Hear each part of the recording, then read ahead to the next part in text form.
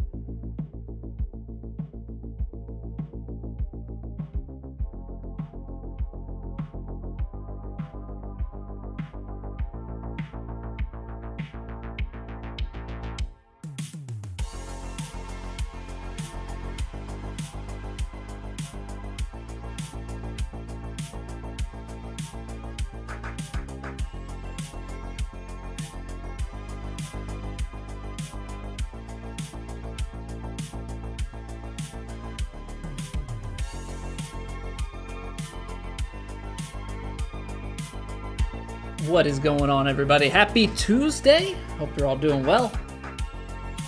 Oh man, time to dive back into some TGC Tours action this evening.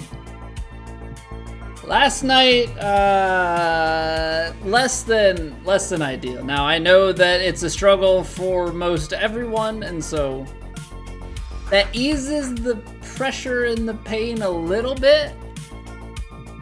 But posting 6 under just never feels good. I don't care how hard you make it. That never feels good. Although I guess it would feel good if we were doing like the impossible challenge. Right, we're playing Predator on crazy conditions, then yeah, I would take 6 under. But the fact of the matter is that is not the case.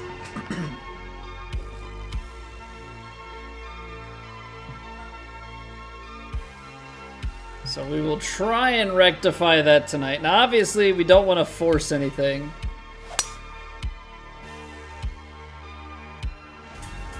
I did have a golf lesson earlier today. That went pretty well. I feel like getting things on the right track, and hopefully I can Obviously take it to the course in the future, but just take it out to the next practice session. I feel like that's a hard thing, is like I always feel like I struggle to bring back around the stuff that we work on. Into the next time that I practice.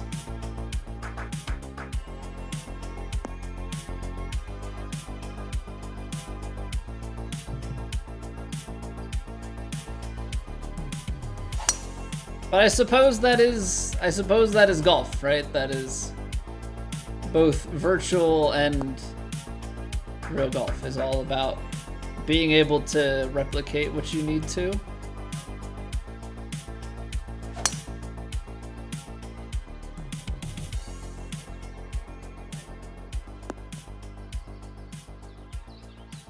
Gotta try and get some perfects going. We're hanging a little on the slow side of the fast side. Just kind of teetering back and forth. We're consistently just barely slow, which I think just means that we're probably hanging things out just a little bit much, trying to not be fast. But on the driver, I would say you can definitely live with either of those.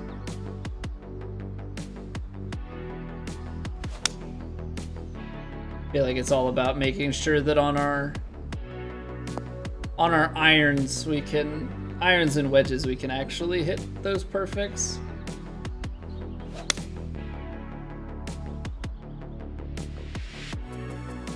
Which, that's a pair of them, so that's a very good sign.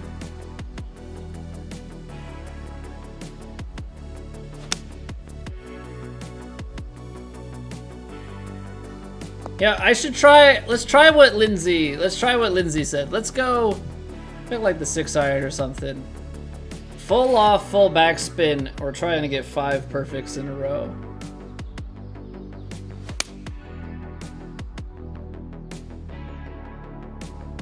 Because I think ultimately that is a very good test now. As far as like the consistency to be able to create that shot, it's a lot to ask.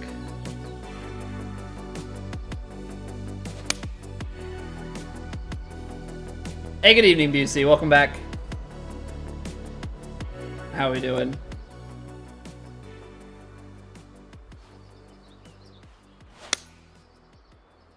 Can't have that.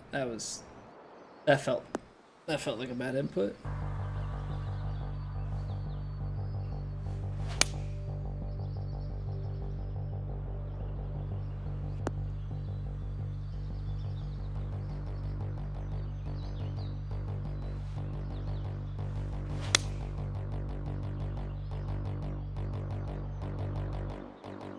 I'm not entirely certain where the perfect has gone.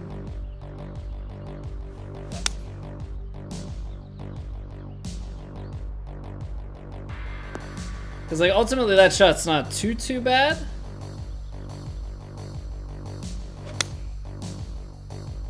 Lots of work around the house and yard, putting it up for sale on Thursday. Okay. You have a place lined up. You just looking to move and putting it on the market and looking like all at the same time, or what's the overall game plan? It's exciting. We're looking to move, but the market's just not in a good spot and we're not in a rush, so fortunately we have some flexibility. Okay, so that's been the swing miss. Is that like underpowered and fast?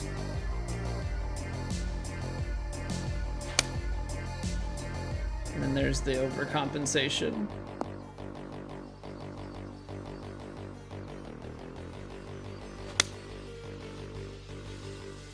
Hey, what's going on, dudes? Day's been good. Day's been good. I was saying earlier, had a golf lesson today. I did think it was Wednesday a few times today, which was not great. I do understand that it is in fact Tuesday.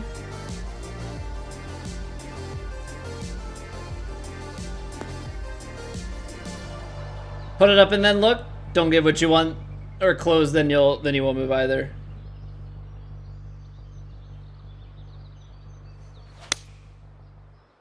Yeah, I know we've talked with our realtor about like the options with it and everything, and it pretty much seems like you either put it up or you know, the route that we're looking to go, which would be like obviously tougher to get, is a contingency of sale.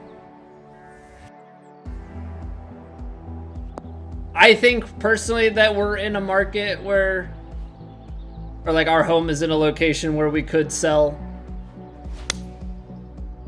at a moment's notice. Like, I really do think that you could put it up for like a weekend or two and it would be sold.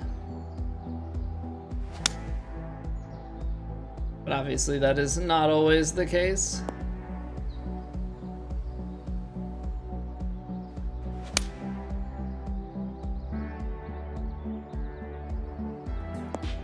Now we're talking. Alright. Smack that last one a little bit fast, but hopefully that means that we're getting the timing back down. Alright, so let's see what plat conditions hold for us, and then we'll try and find something out there that'll facilitate good practice. I don't think we're going to get anything in terms of the winds, so I guess it's going to be more in terms of the green speed.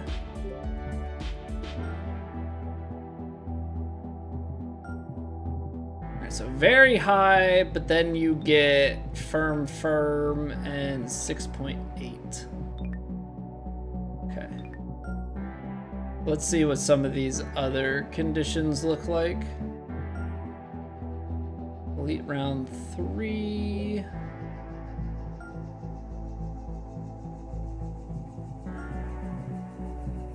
High, firm, 7.5.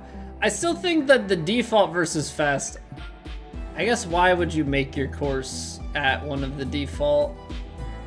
I guess it's to give it a differentiator. Maybe you just don't want it to play at one of the intermediate speeds. Medium, firm, default. 8, ooh. Kinetic is quick. Kinetic is very quick. Just rent, live with your mom. Dad passed 6 years ago and she needs the help. Cheaper than paying 15 to 2 grand a month on your own. Yeah. No, that makes sense. Yeah, I've always wondered, like, if I was single or didn't have, you know, a kid or anything like that, I have wondered, like, would I have the desire to buy, or would I just rent somewhere, or would you buy, you know, would I buy like a condo as opposed to a house? I don't know. I think it probably would depend on like how nice the apartment complex is.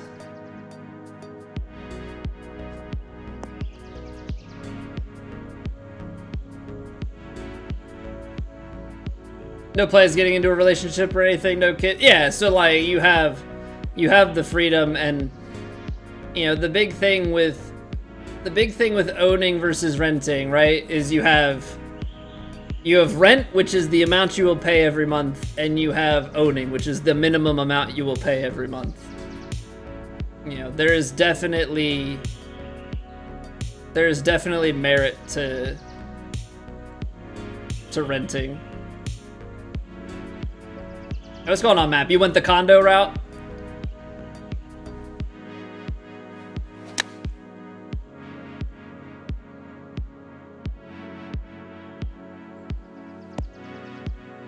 Yeah, and I think it would ultimately depend on where I was living, right? Because it's going to determine what options you have available to you.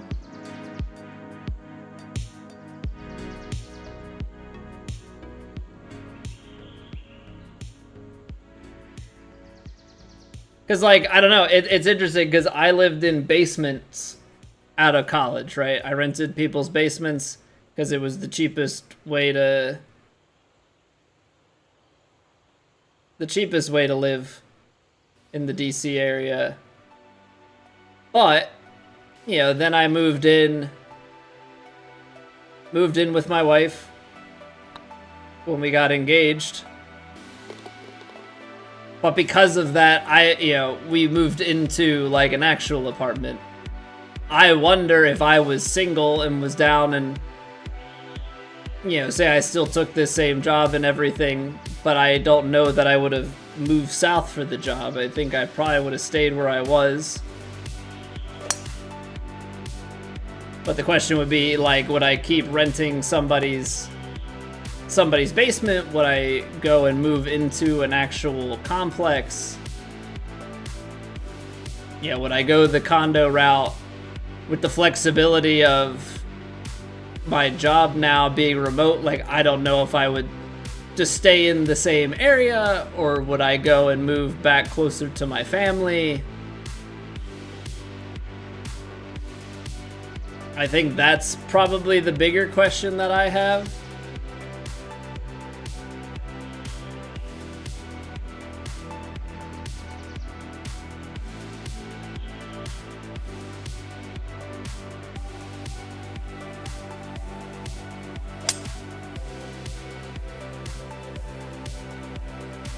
Is about like, would I move, or would I have, you know, stayed down where I was? I don't really know. Have your own area? It's the front of the house, so it's kind of like your own apartment. Yeah, that's not bad. I mean, like, really, whatever the setup, as long as it's your own space. I think ultimately that's the main thing that matters, right?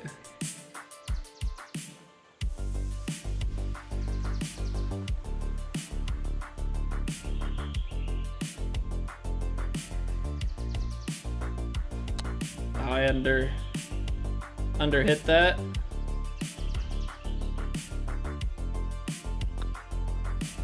Oops.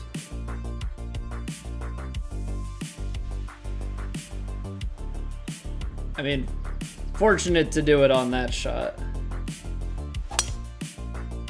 Right, fortunate to do it on that shot. I would rather slightly under hit the chip for eagle than, you know, when you're trying to make birdie and then you just are conceding par.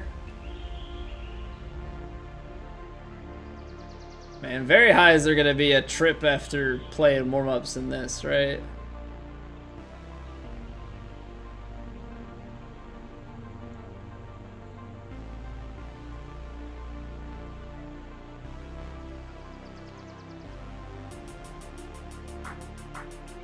I gotta play this a bit more out to the left because it feeds left to right on the green.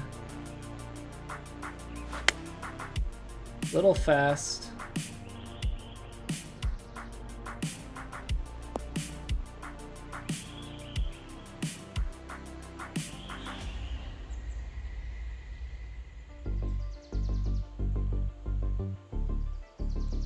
I really gotta stop hitting these underpowers.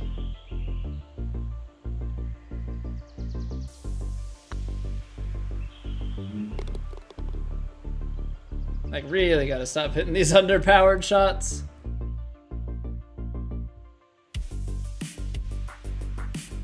I actually don't know. Like, does that water come into play?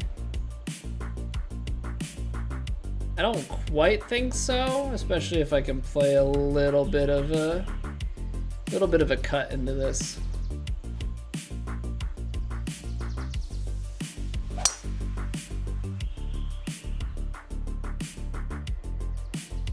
I'm rushing my swing just a little bit.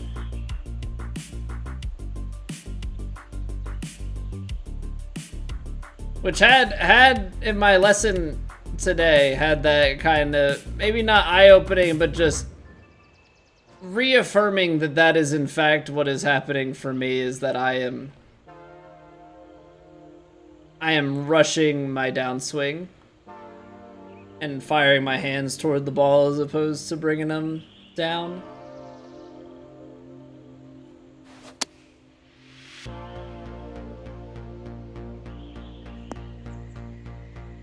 Nice fast.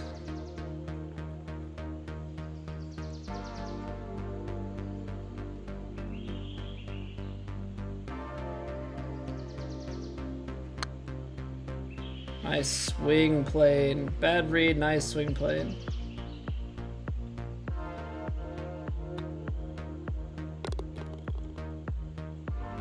Okay, so have to make sure that we don't have that sort of pitch shot happen.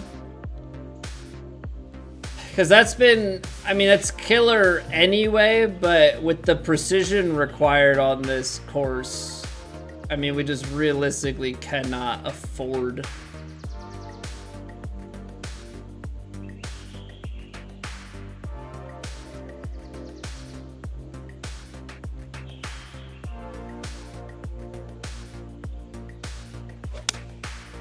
Can't afford these fasts that I'm hitting. I really and truly cannot afford these fasts that we're hitting. There, it's fine because I over-aim it, but when you aim it properly, it's gonna hurt.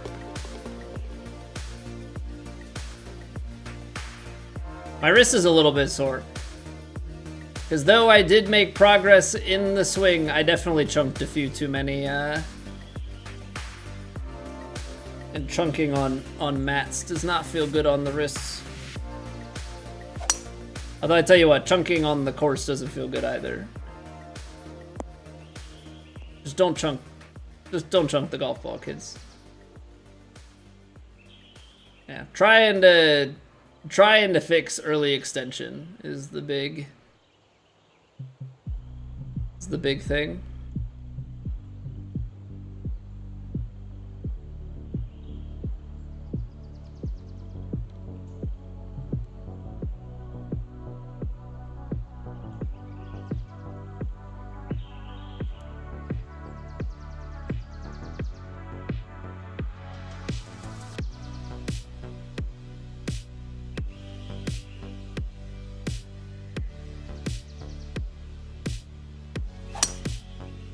Everything is fast.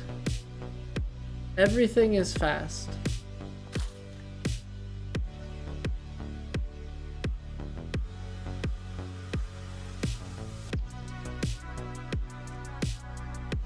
You know, when you can't see your swing, this is gonna be really bad.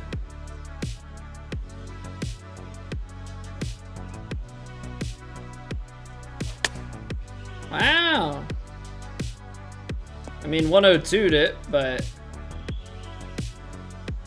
honestly, not the worst.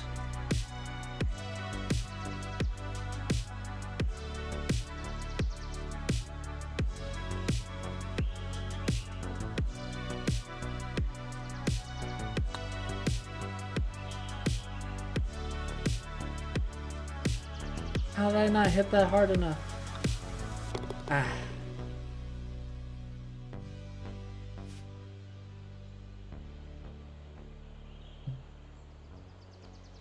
Forcing me to lay up. I hate it here.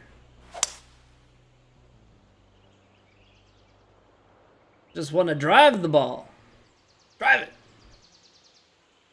Hit it far. Ooh. Ooh. This is going to be near perfection.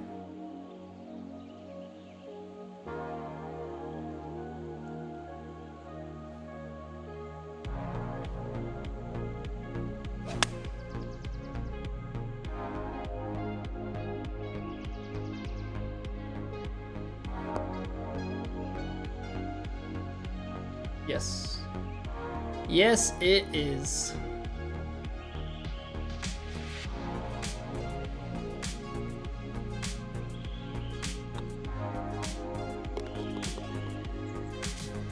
Yeah, gonna need to just continue getting shots like that. That's...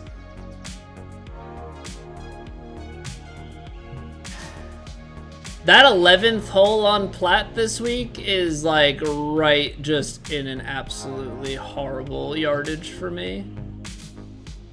And this hole makes me think of it because this hole I need to like play a big shot shape.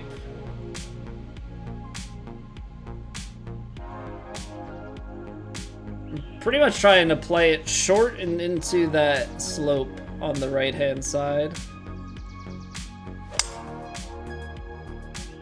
bounce it back. That wind's not gonna take enough out of it. I mean, it did land short and into that right-hand side, but like much too far along. That works though. Thought it might get a little bit longer than that.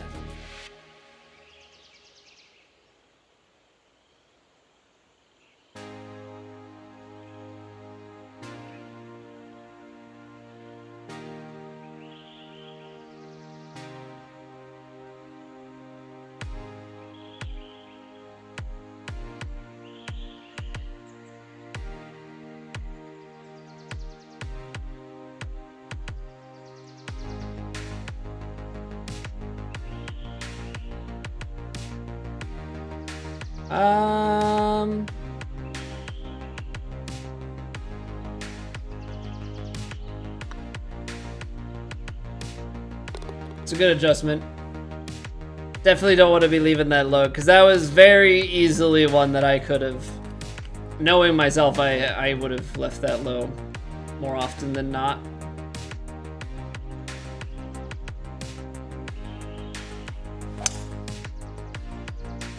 %. What is causing me to swing so early? I wonder.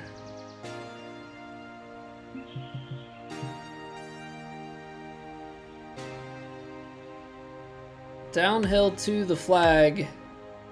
Let's say we get a few yards.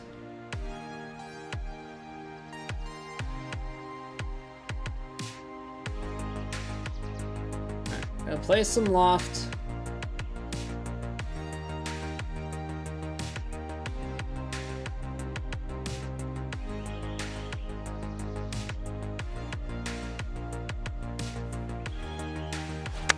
It's fast. That's so fast. That's so fast. That's so freaking fast. Ay, ay, ay.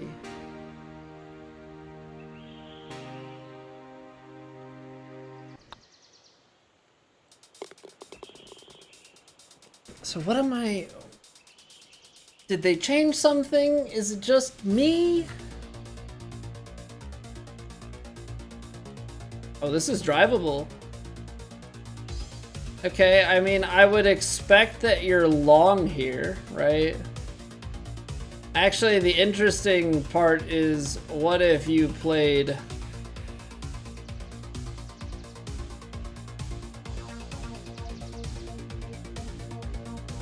What if you played some loft on this? So yes, it's going to carry further, but it should also sit nicer.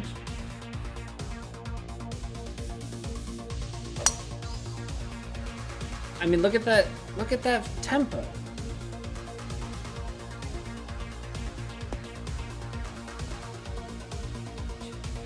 And it's like it's nothing.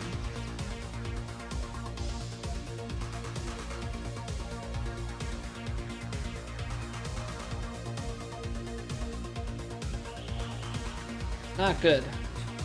Not good. Okay, apparently I'm gonna have to now turn... Let me take a look at the bot. Apparently I'm gonna have to turn off the latest video timer, because that is now gonna be putting up the YouTube live stream. Which is not really the most useful of information.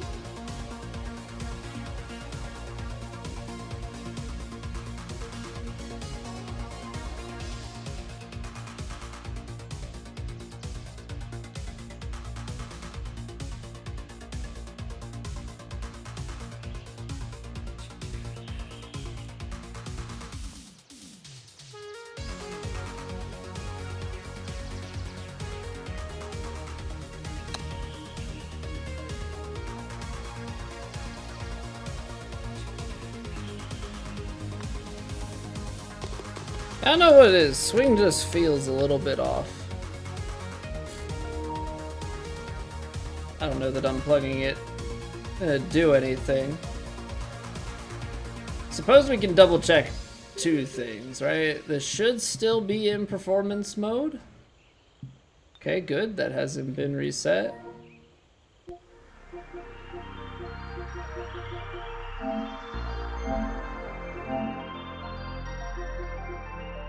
Communication method, USB cable.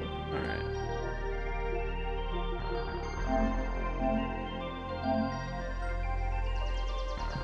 Just don't know. I don't understand why I feel like this happens every once in a while. The swing just doesn't feel the same.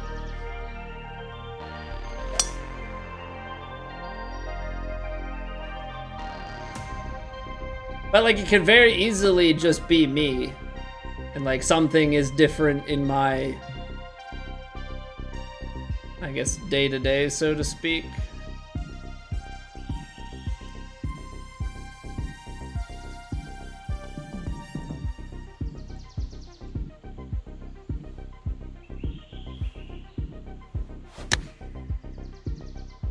So every once in a while, then we can still hit that shot. And that shot is exactly what you would want.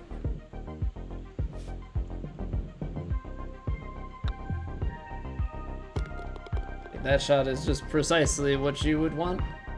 So despite all of the complaint, now this just goes to show how easy this course is. You know, we can make a bunch of mistakes and still be 9 under through 11. But then I talk through my swing and do that. But man, it's just crazy how easy it is for me to swing that shot. I feel like it's just normally not that simple.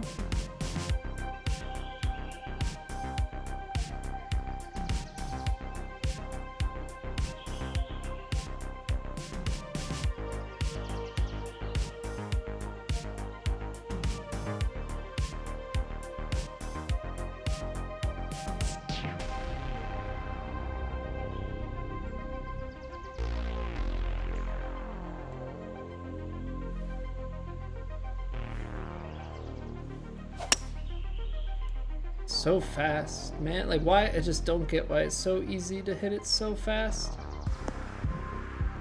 It's a shame that that hits the fringe.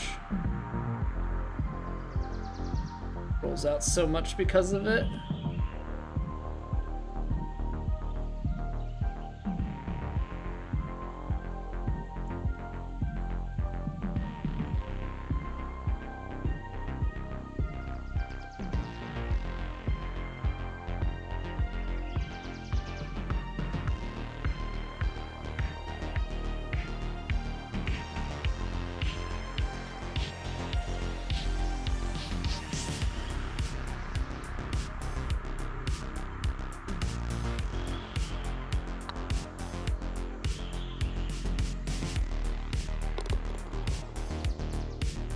Nice.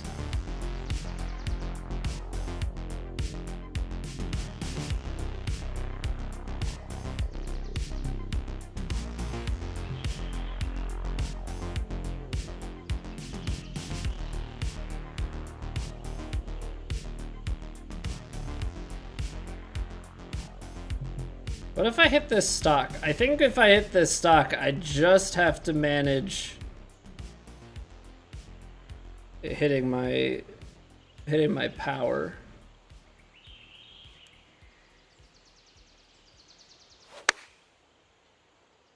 %, but I hit it fast.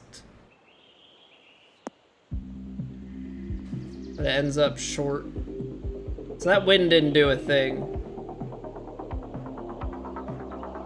That wind did not do a thing.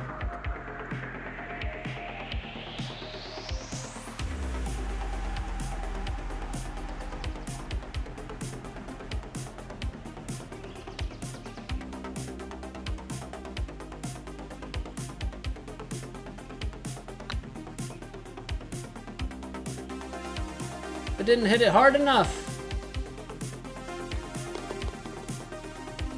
Oh man, what is it, these underpowered putts, underpowered full shots?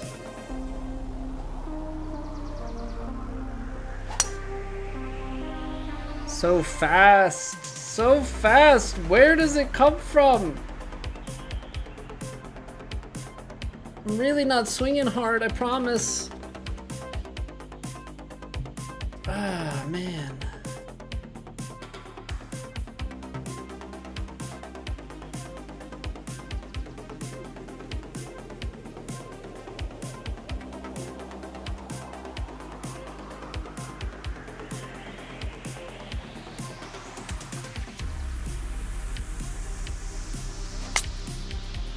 bruh, I can't play the game if that's my swing.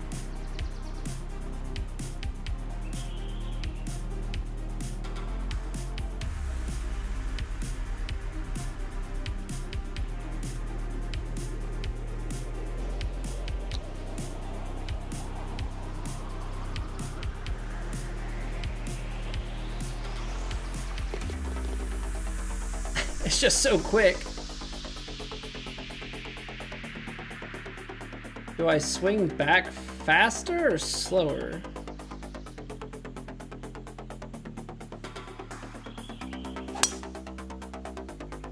Maybe I'm swinging back too fast and then I'm rushing the whole swing? Give that a try for a couple of holes and see if it ends up being the key. Slow backswing.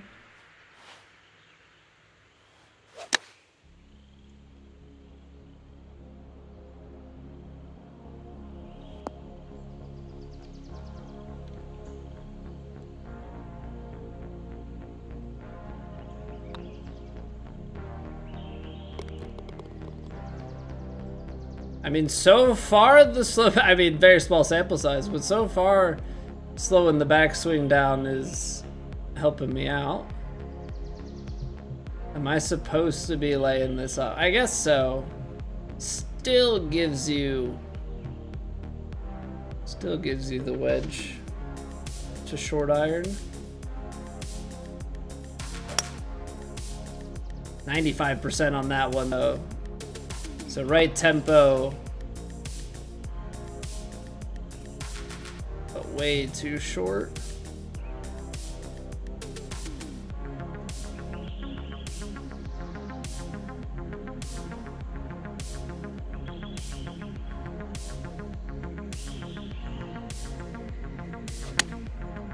Okay, maybe that's gonna be it. Maybe it's just slowing that swing down. Cat just batted at the ball. Guess who just lost desk privileges? Me? I think I just lost desk privileges. It's good seeing you, Matt. Thanks for hanging out.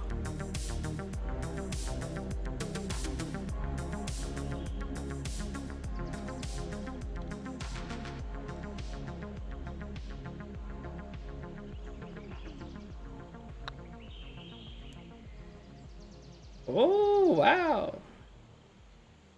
Hit it through the break. Shocking, actually.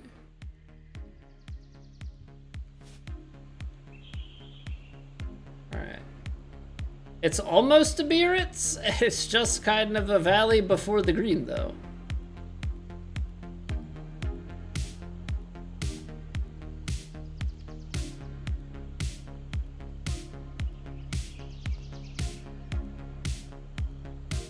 I don't want to go extra club on this. Maybe I can just overpower. That's fast. Too fast on the swing though, I think.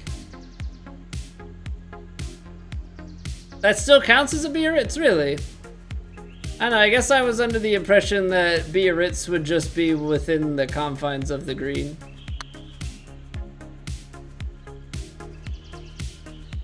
I mean, I suppose that makes sense.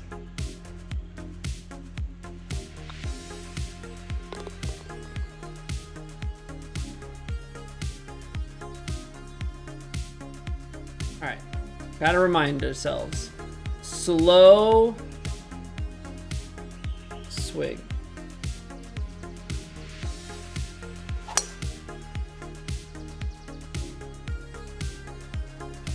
Maybe slow tempo, but I feel like it's helping us find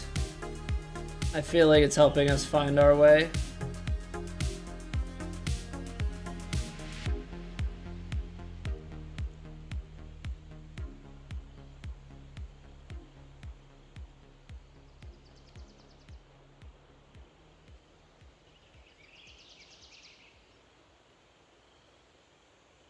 Slow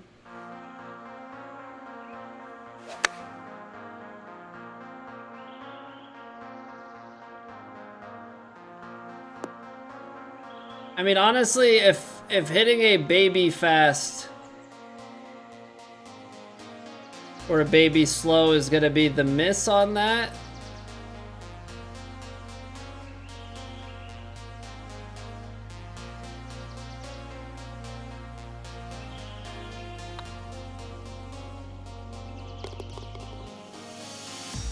then that's something I can live with.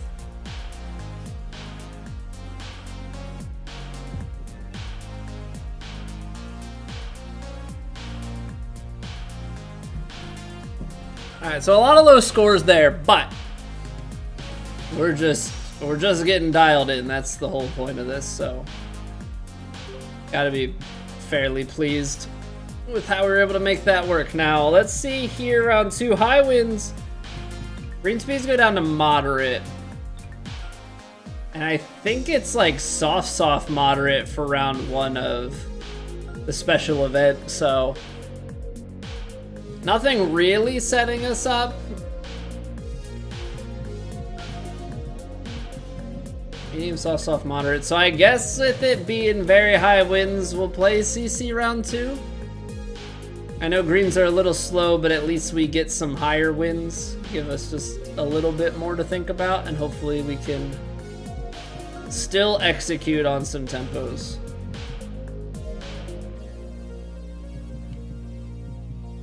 Very firm, moderate, but high winds, yeah. We'll take it. We'll take it, we'll take it, we'll take it.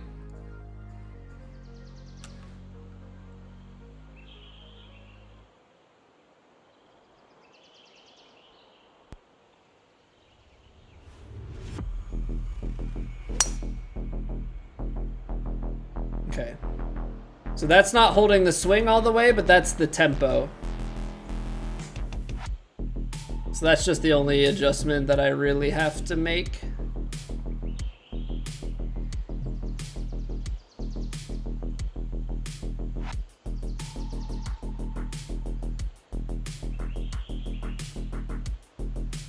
Slow to the top. Don't talk during your swing because that changes things.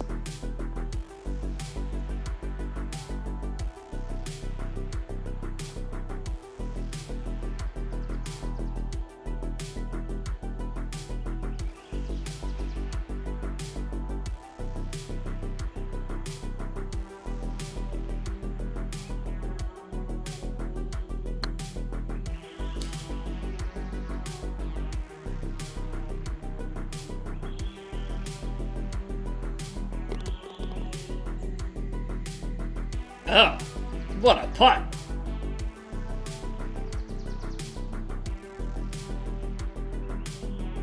All right.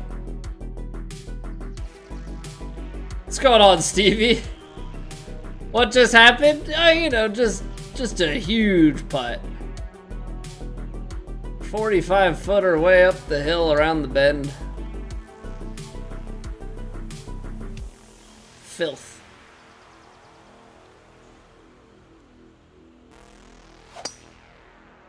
Okay, so now we've actually managed to hit a big slow off of that input, so maybe it's not meant to be.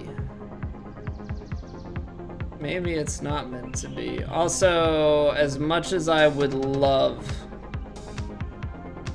that's 175 there. I mean, I'd be lucky to get that with the high roll. Just try and play it over here, maybe find the bunker if we're lucky.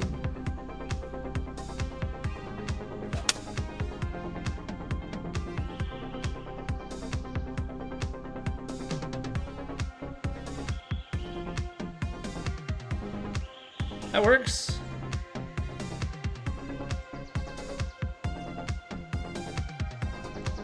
That works.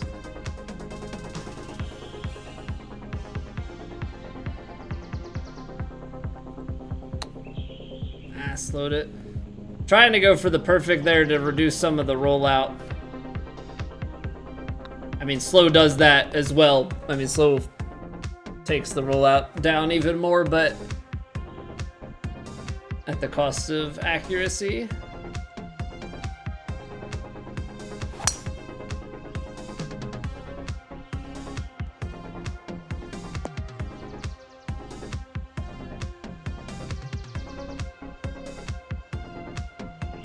So you 10 to 11. Oh, 14. I mean, you're downhill. That's the hard part. Right? So if this carries 246, but then comes back, you know, to 231, you're 8 yards long. I'm gonna say we play it with a good amount of loft.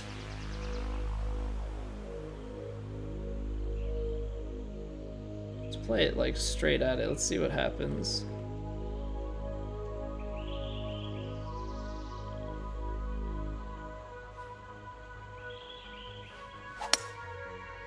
Hit it straight and fast. It's gonna be so far left. So like distance and line would have been good, but it's gonna be too far up the hill and just gather so much speed coming off.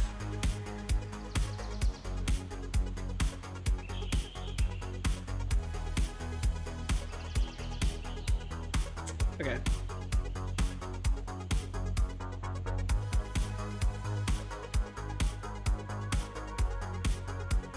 Get this online, drifting and towards.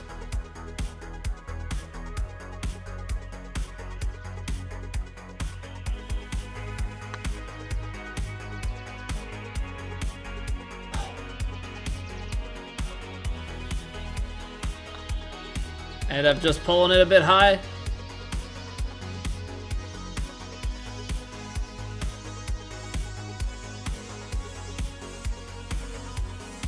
We're just gonna play this safe.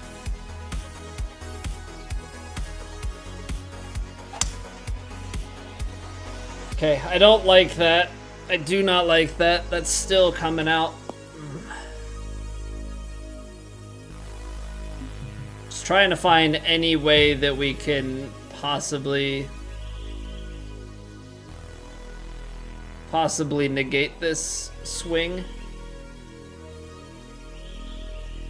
Especially like a pitch shot like this. Still fast.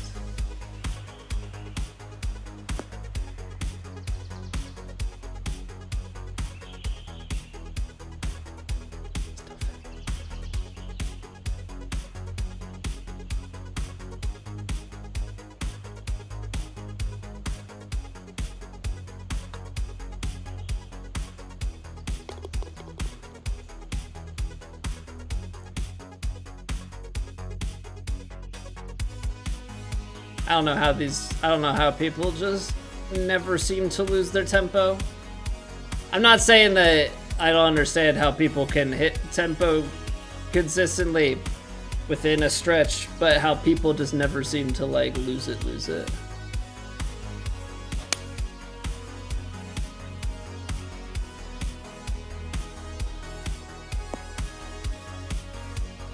I feel like every few days I'm always trying to find my tempo again.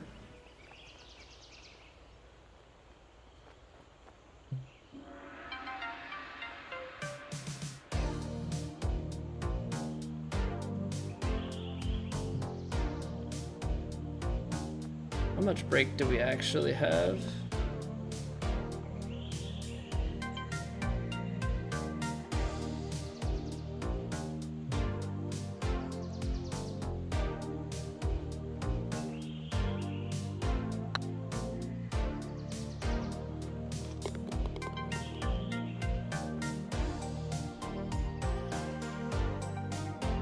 Nice. Never had it to start, Shotzi.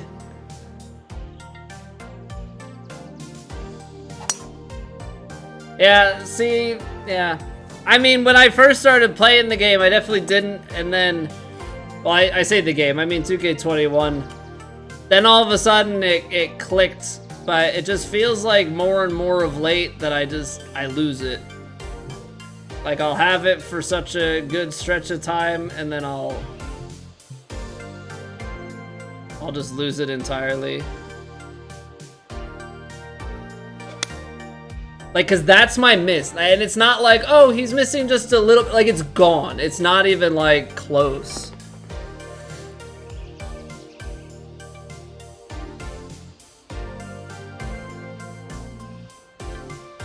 Cause like I 100% get the near miss struggles, you know.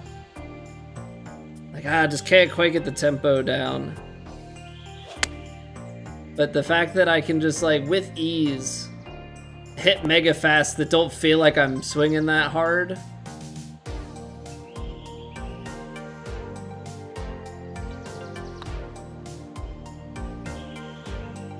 Of course it's a straight putt. Naturally.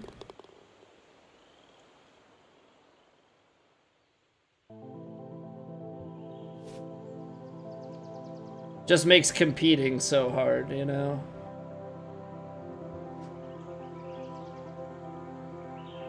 Because it's like, why should I enter this tournament if it's that? Like, do I really want to play round 2 tonight on a course like this if that's gonna be my round? Like 6 mega slows in TGC and it never really felt different. Yeah, like I know it's me. I'm like 99% certain that this is me, but as to the what of it, you know, I don't quite know.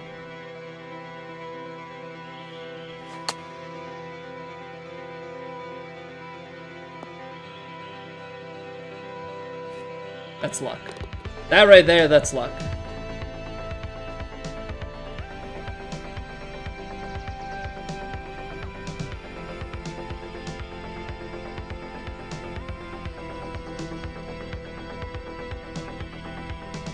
Alright, we're gonna try and play this off of that slope.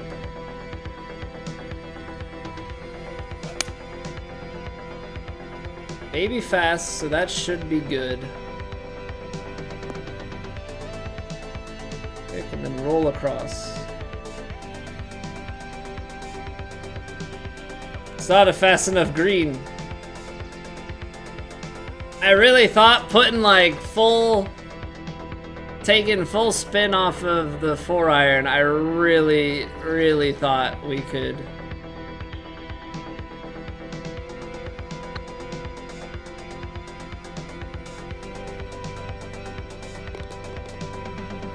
Okay.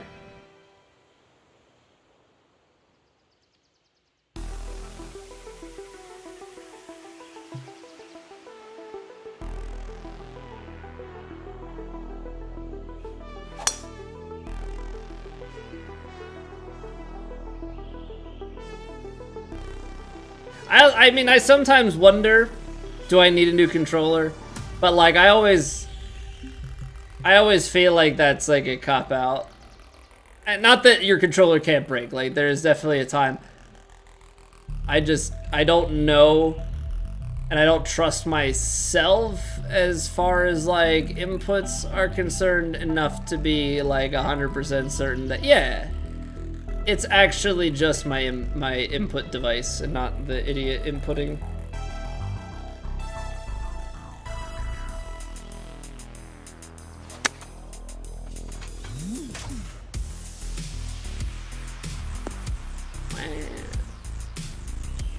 That's 100% the idiot inputting.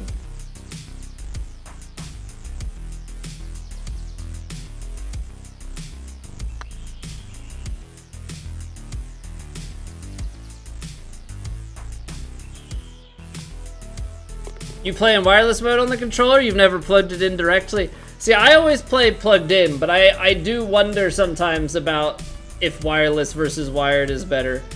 I think early on determined that wired is better, but there are definitely scenarios where wireless is better, I think. Because I think wireless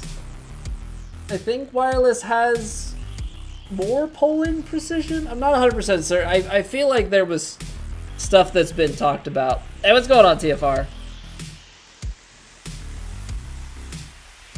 Welcome back.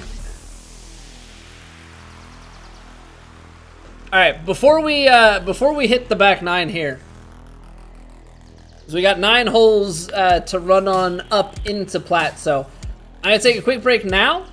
That way I have some holes to recuperate. So I appreciate y'all being here. We'll be back in just a couple of moments. If you are watching on YouTube, please consider dropping a like on the stream. It goes a long, long way. It is YouTube's way of knowing that you're enjoying. But yeah, we've got Plat in just a little bit here. Always think it's time for a new controller. Stick always feels a bit loose. I do notice that sometimes when I go to shot shape, that sometimes my, I go to pull it down and I feel like it's that, but that could just be me moving my thumb off. I'm not entirely certain. So, kind of tough to be 100% without like using a brand new controller as a test, which I don't have, and I don't want to drop the money because the last time I thought I had a controller issue, I bought a new PS4 controller and I still sucked, so I returned it. I just don't feel like going through the hassle of that right now. I'm just gonna assume controller's less than a year old, that it's me. Well, actually, no, I bought 2K23, so I guess it's like a year and a half old now, but I still play with my original Xbox One controller from 2015, and it's pretty good, so I don't know. I like to think I'm gentle on my controllers, but anywho, I'll be back in just a couple of moments. Appreciate y'all.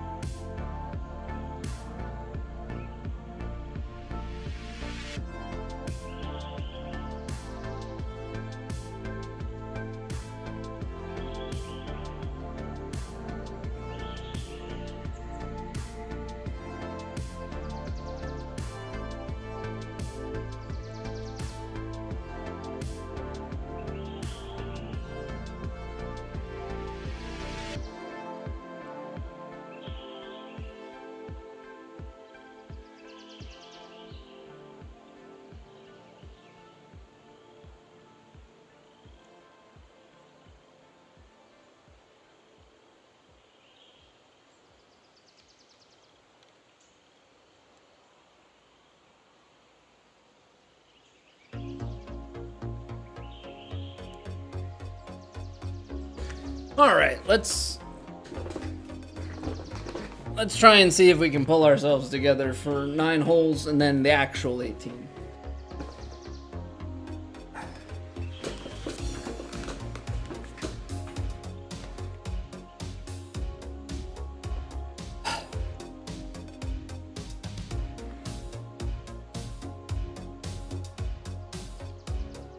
It's kind of not the unfortunate nature of it, but that's the tough thing with this game is it is so dependent on tempo.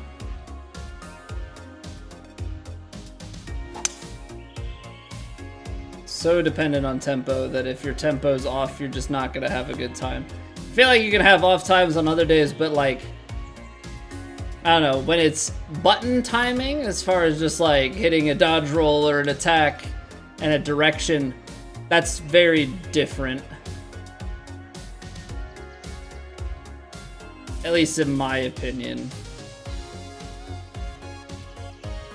Alright, I'm gonna try this. De-loft this pitch quite a bit.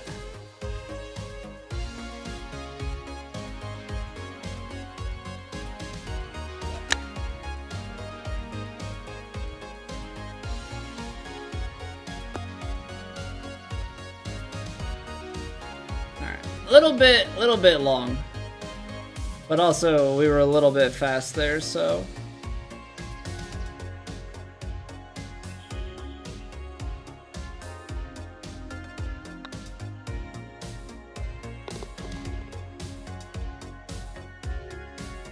I wish I could say that tells us anything. The tempo, not so much.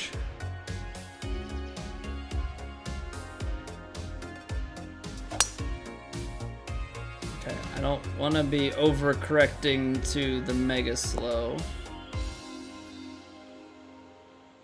Because it's like mega fast or mega slow, doesn't matter, it's mega wrong.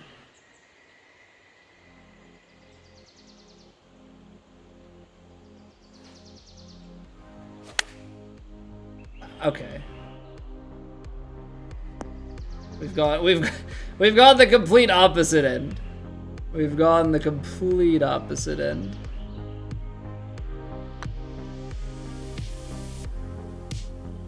So many of the times, I end up making a small adjustment and then it ends up missing. So I left it straight because it's normally a straight putt. Of course, this time it is not a straight putt. Naturally.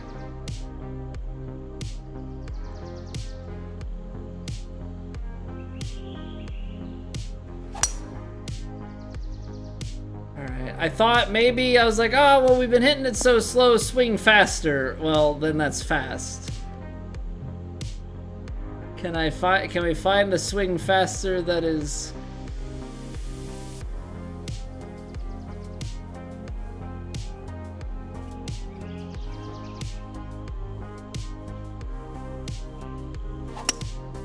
the right tempo? This is gonna be too short, isn't it? I was hoping to maybe, yeah. Of course that comes up like that much shorter. I was hoping to bound it down and like just bleed it on, which I guess was maybe a little bit too hopeful. That felt like it hitched in my backswing.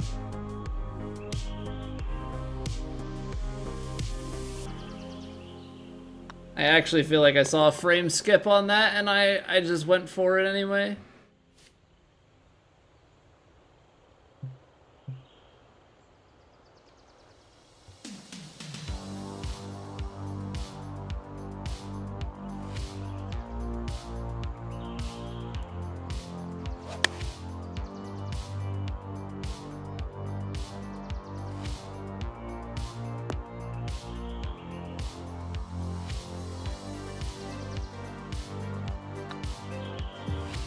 I mean, I can live with it when our tempo is baby slow or baby fast. Like, yeah, it does change your shot, but it's just so much more workable because it's so close to what you're trying to do.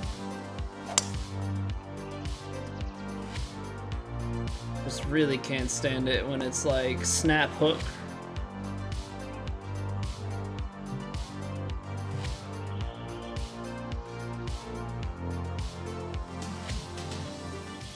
I know for a little bit it did feel like tempo and things had changed because of server related things, you know, like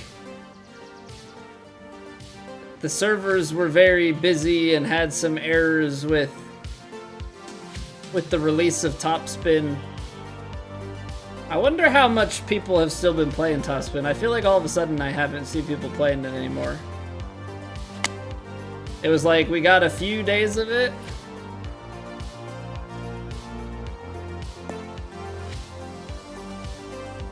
Few days of it, but I feel like I haven't seen all too much.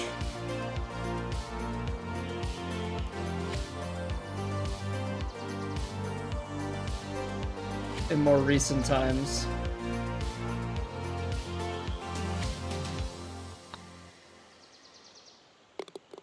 I don't know if anybody else has had the same observation, or maybe it's just I haven't been looking too much during the day, and so the times I've been looking are very limited.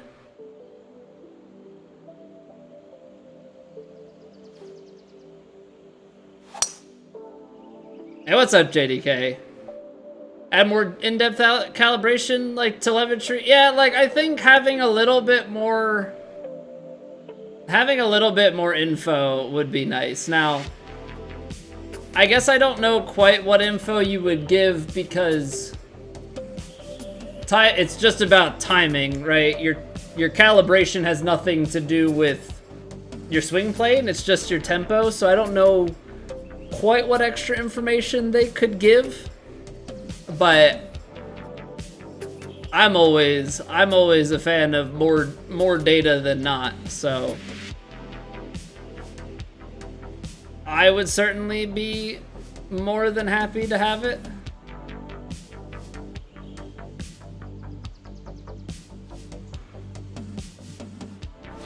Ah, that's fast.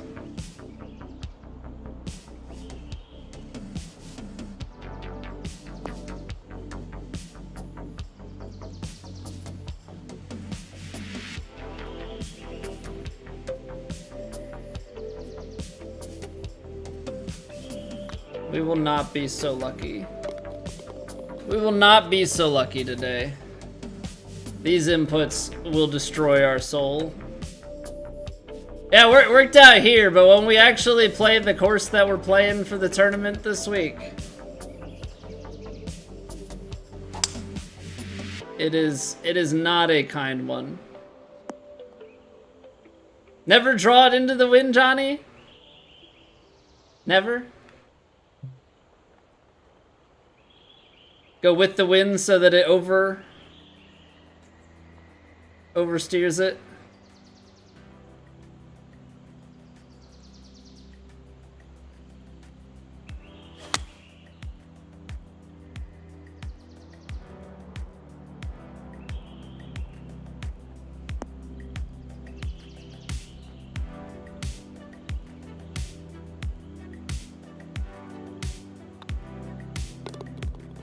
It's just kind of that crappy situation that we're in where when we're hitting our shots,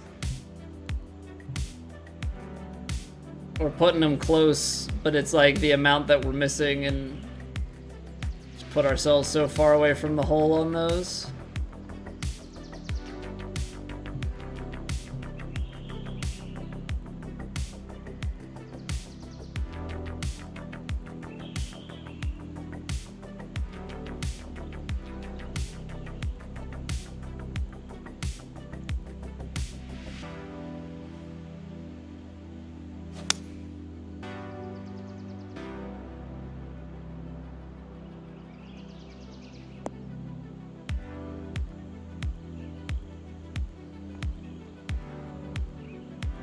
Like that's what I mean by, you know, when we're hitting our shot, we're putting it close.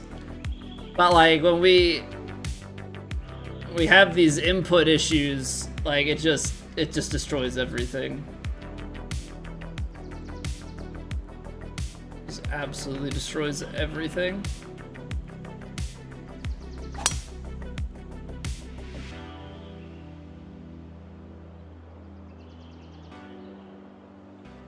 I mean, we'll see. We'll see what we can do. Not gonna write ourselves out of it. That's for sure.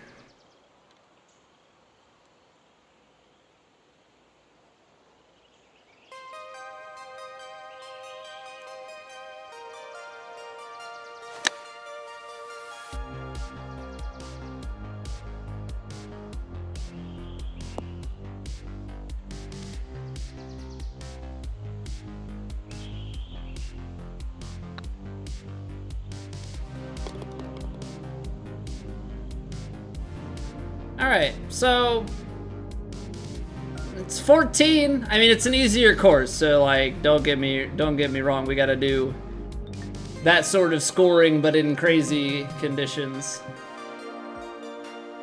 But let's see what's what.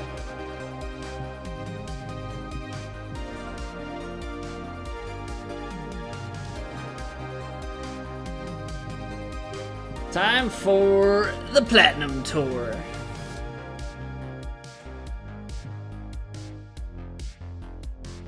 So Bentleigh Downs Major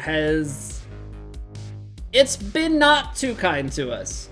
I mean, plain and simple. We did not have a good first round, 6 under. Hopefully we can replicate the good shots and leave out the bad shots here in the second round. Got a lot of work to do. The round 2 conditions are as follows. We are on the front tees once more, but the winds have kicked up today. Very high out of the southeast. Fairways are firm, greens are firm. The greens have slowed down just a little bit, so they've softened up, not quite moderate, somewhere in between moderate and fast.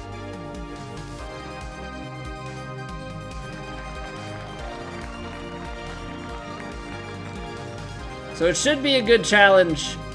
This time, I am not going to let ourselves end up in this bunker. We're gonna go full send on it. We're gonna play a nice fade around this corner, but fully backspun. Let's start this out here.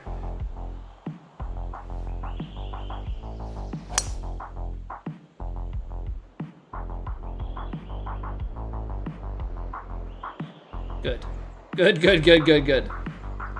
All right, find the fairway on 1. Much better start than we had yesterday. But at like what cost? Because I don't know, firm and fairly fast greens. Like, I don't know where you play this. Because if you land it just barely on the green, even fully spun, you're gonna take a pretty big kick, and then there's a chance, like there's a good chance we end up in this bunker. Not gonna try and make that reality. You know, I'm definitely not looking to bring that to fruition. But there is certainly always the chance, just based on the way that this is. Let's try and play some loft and some backspin on the 8-iron.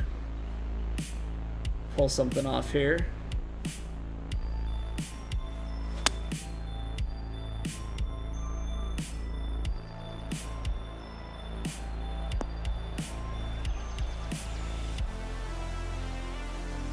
I mean, that's pin high landing, that's full backspin. We're on the green. I mean, it's not a simple putt by any stretch of the imagination. We're gonna have to get this. I mean, you're hitting this uphill and bringing it around the curve, so you're trying to find that fall line.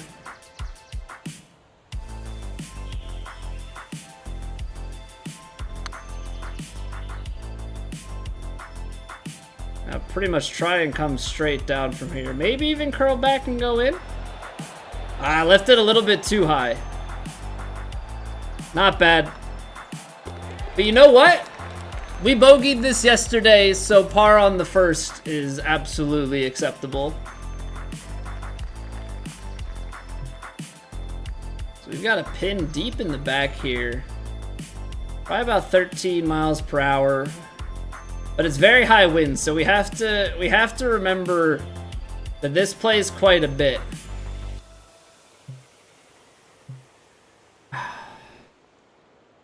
This downslope, how do you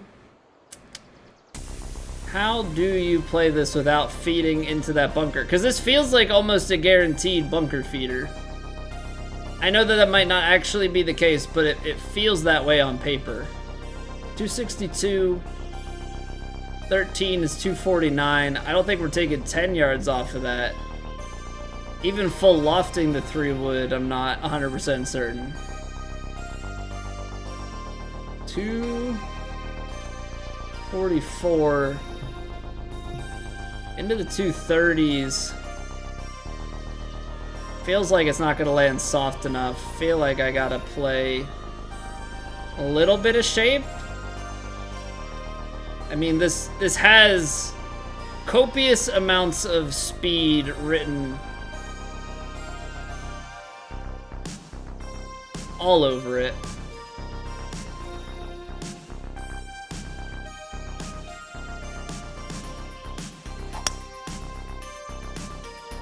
It's the right strike. I overturned it though. Is that gonna kick back left, or are we gonna get stuck in death position? We're gonna get stuck in death position because that turned over so much.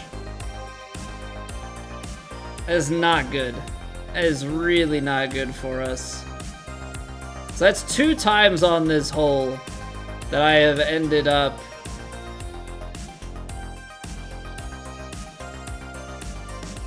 out in the heavy rough.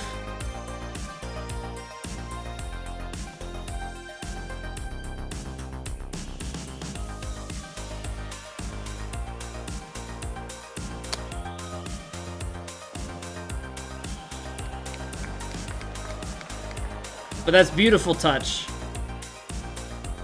It's beautiful touch. We're playing pars. We gotta find some birds. But not giving backstrokes is always really good on a track like this.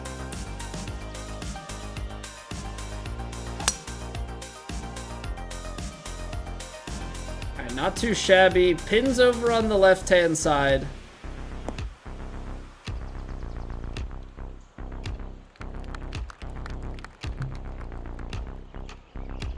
So wind is playing closer to 15. Gotta think we're losing probably 20 on something like this. It's gonna be a 6-iron back here. I just know if I go the lower club,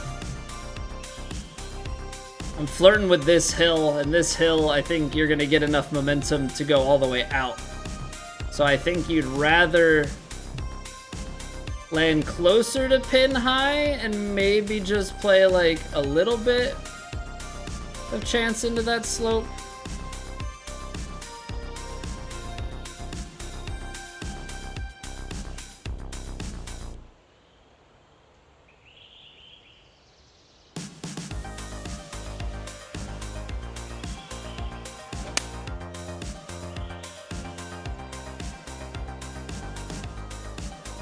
Okay, it's looking better. Settle down, please. Need that. Need that, need that, need that.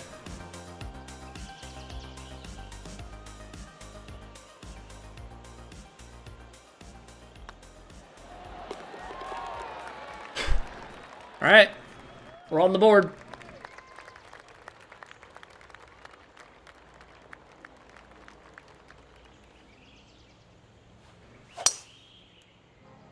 I felt a lot slower than it actually ended up being.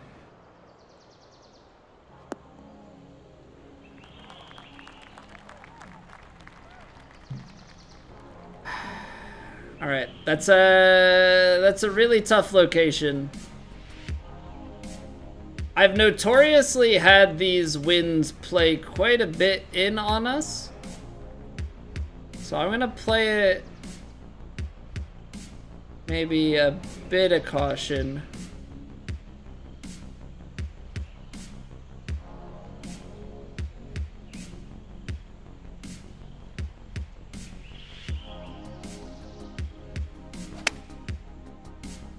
Maybe slow, but the line looks nice.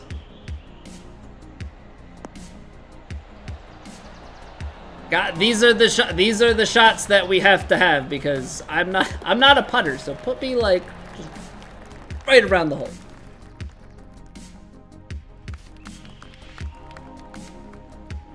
Hey, what's going on, ears? All right, again, we've got about a 15-miler. I don't think it's fast enough greens to roll back down from back there. I guess left of the hole is maybe...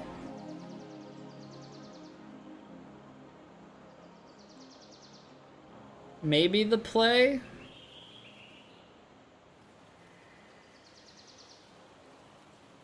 Oh man, it's a lot of wind.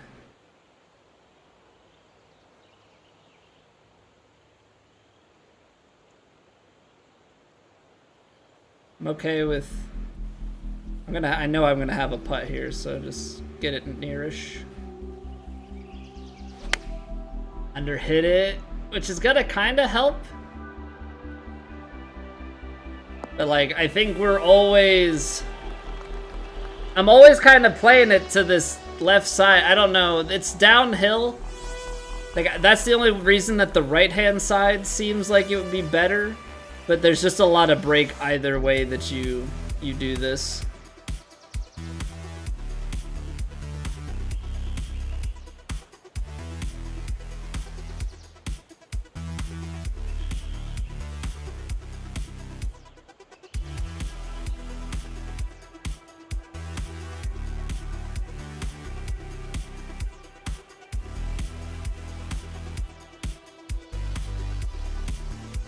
The question always becomes, does this seem like I've aimed it enough? And the answer is no. I feel like I need to go out here.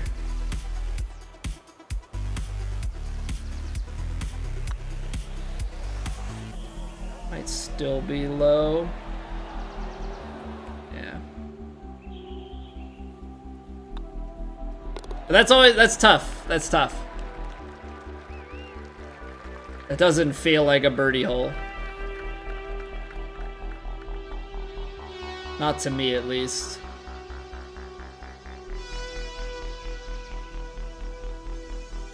Right. Come on, drive. Big drive here.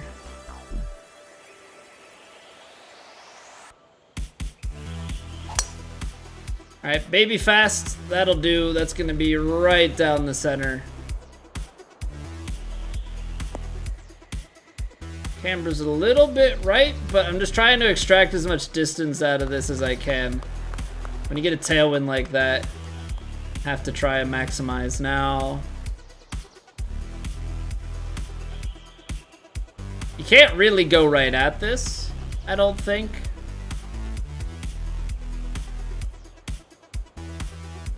So I would say you probably want to go a little more left. And then with this kind of wind, I think you end up close to pin high on the initial kick. I mean, I don't know if it's gonna roll and come back down or not. I think that's the hard part with these green speeds. They're so severe, but they're slower. So like, once you start getting up above fast, then they start to roll back a lot more. Sometimes they will on these slower speeds, but it's so hard to gauge.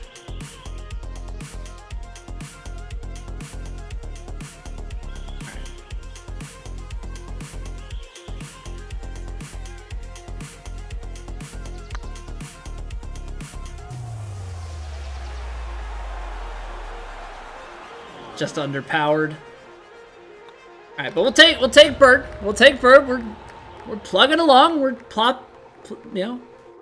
we're pulling the scores out every once in a while.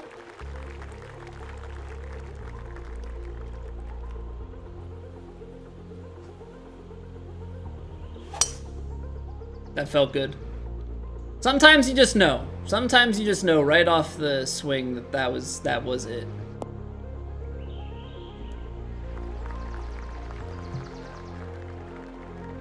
Now this is a nasty par 4. At about 17 miles an hour a wind, so all of a sudden, I mean, this shot is playing easily over 25 yards. So this is essentially playing short. So I just have to hit this full and hope it releases onto the green, because I don't want to hit a club up. Then we're going to go long and keep rolling.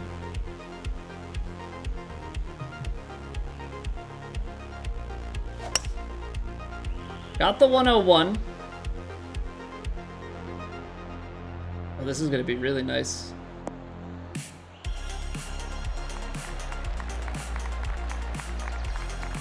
That was such a good call, because I'm trying to go just over the 100% mark, knowing that if I hit it 100 or 99, that I'm probably risking hitting the fairway, and just not knowing what kind of bounce we're going to get out of that.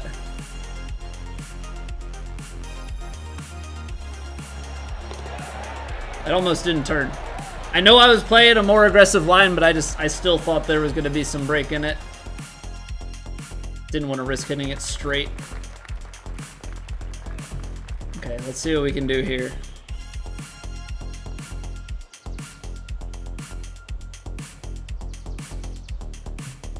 If we play 8-iron, I just don't think we quite get enough. So I'm going to have to play some shape on the 7.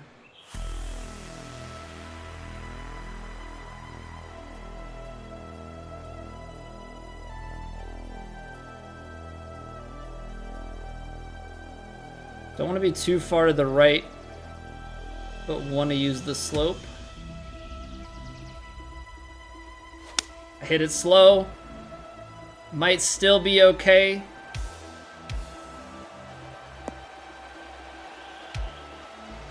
Now sit.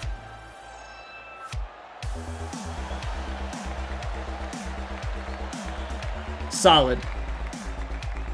Solid. We hold the green. Give ourselves an uphill putt.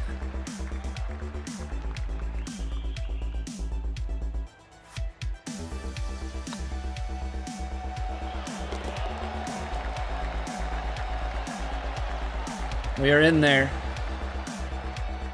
I'm telling you, it's for us. A lot of it is just a matter of finding the tempo. We've been struggling earlier today, but at least through 8 holes, we've pulled out enough of them. Okay, gonna give it a little bit of backspin to make sure that we cover this, and then a little bit of shape to make sure we can go around this tree.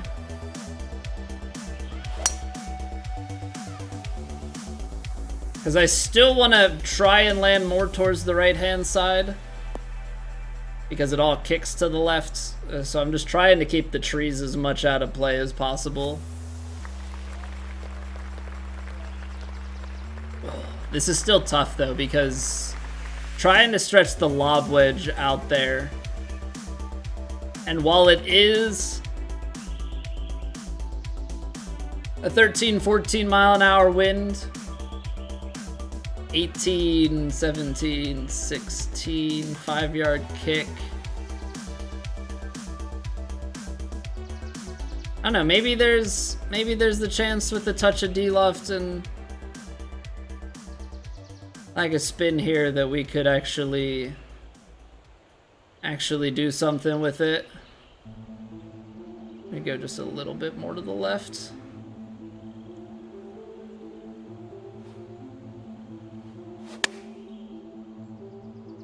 This is gonna kick right. That's it. Right, that was maybe a little bit more. I put the touch of D-loft and the touch of spin because I was worried more about the distance of the carry. Wasn't quite expecting that much to come out of it right at the end here.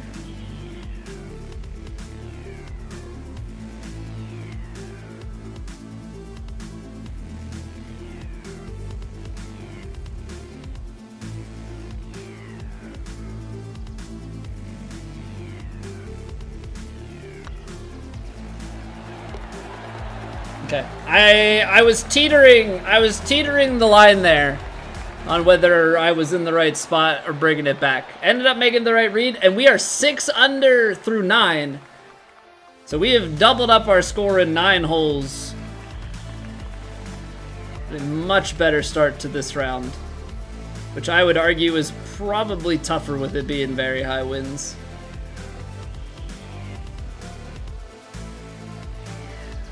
I gotta get it around the tree here.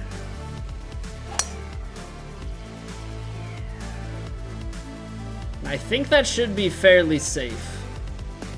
Yeah, get a nice little kick going left, perfect. Alright, so now we end up in interesting yardage, because we have a pitch in hand. Now I know that I probably should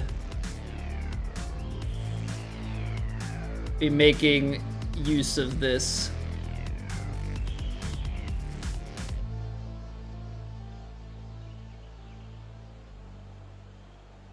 So let's see if we can actually execute the pitch.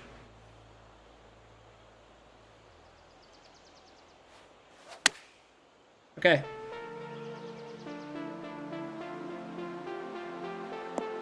It's gonna stop. So we're a little bit misjudged. I know slightly under hit, but a little bit misjudged on that. But input is decent enough, and that was more so what the concern was there.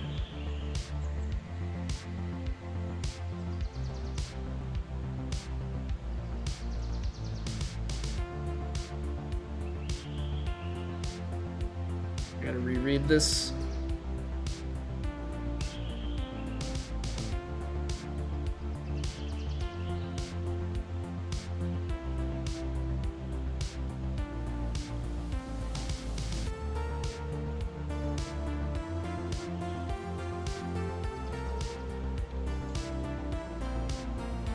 Now, is this actually going to be the case? I don't think so.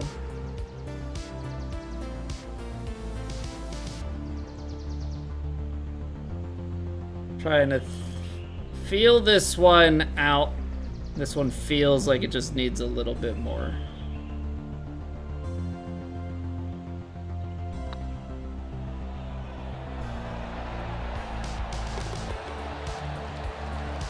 That's a great feeling. That is a great feeling.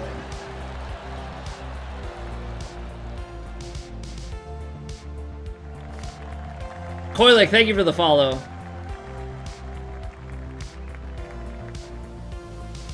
All right. This hole, hole 11, I think is gonna kill us all week. 220 yards. And we've got wind in and slightly uphill. It's just right in our club gap, and that's why I say that it's gonna kill us all week. I don't want a partial. I can't play a punch shot into this. Yeah, what's going on, Scud? 13, slightly in.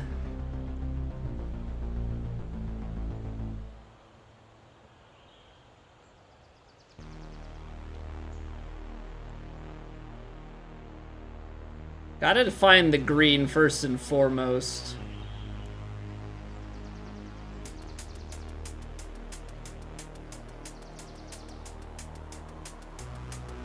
And then it's just trying to make a putt from there.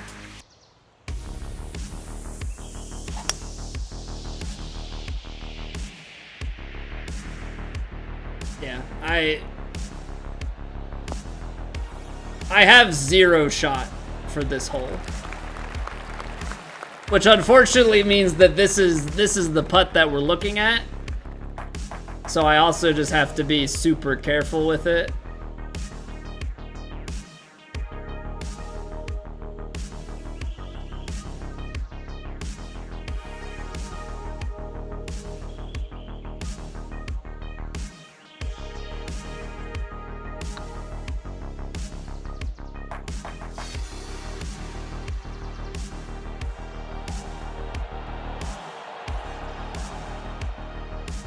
Just trying to get good distance control. But yeah, I think that is 100% always going to be just trying to putt it and save par. I don't know what you could do otherwise. Intentionally go short and try and hole out a bunker shot, or like try and punch something to hit the bunker and pop out onto the green. But I feel like if you're doing that, then you're starting to really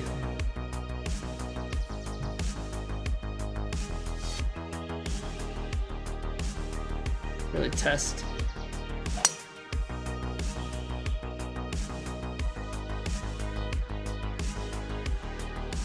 Okay, maybe not the best drive, but it is a sufficient drive.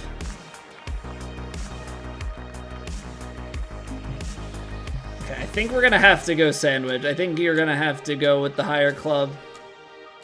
119, probably about 15 miles an hour of wind. So you're already playing a few yards short. I'm gonna play some D-loft on this guy.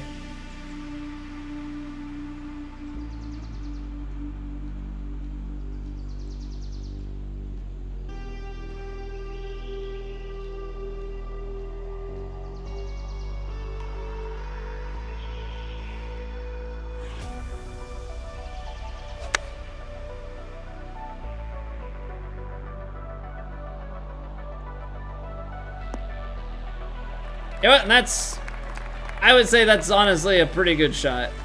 Go a little bit long, but we're trying to make sure that we're not short and not right in the bunker. So it's just a touch off the hill at the start.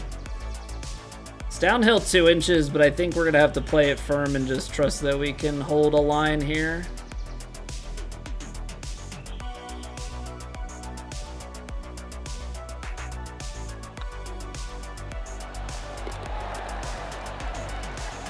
Okay, so we're finding scores this round. We are finding scores this round, which means we're gonna be able to move up the leaderboard and kind of get ourselves out of the position we're in.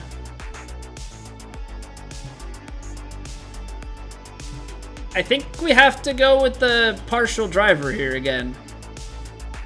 Last time we went a little bit long, which honestly, going to that same spot again, still very chippable back up. I think the ideal situation is probably right side bunker. I think you could get away with left side bunker. I mean, you're gonna have a downhill shot at that point, but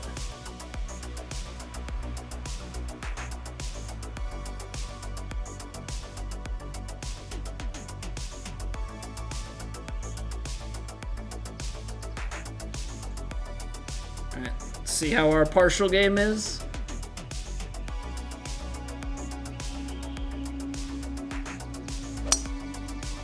Well, that's not a great partial, but that is right into the bunker that we're talking about, so all in all, still works out.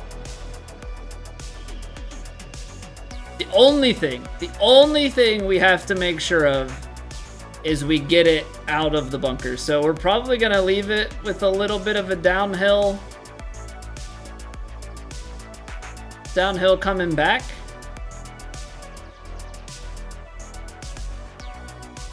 And that is perfectly fine.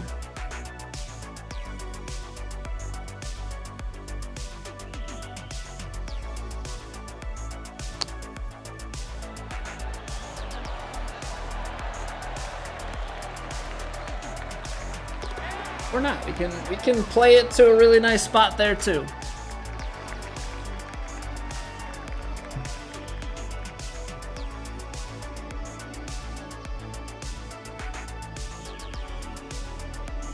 There's part of me that wants to go for this, but with the way it cambers, if we miss, don't really have a lot of room to work.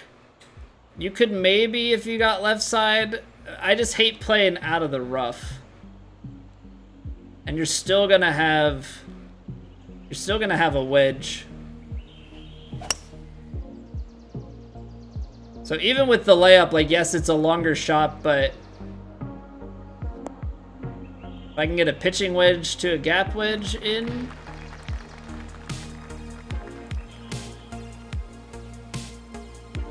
So that's perfect.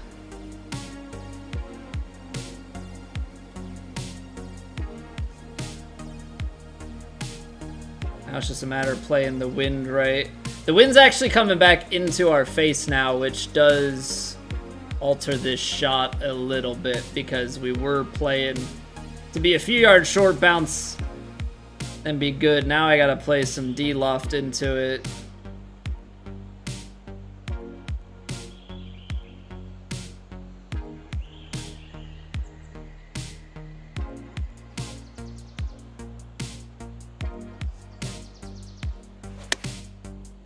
%.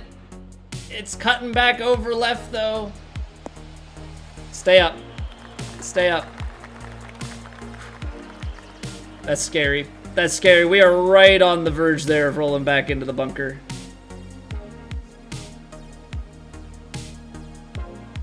I guess it is a wedge, so it's not going to turn back over as much.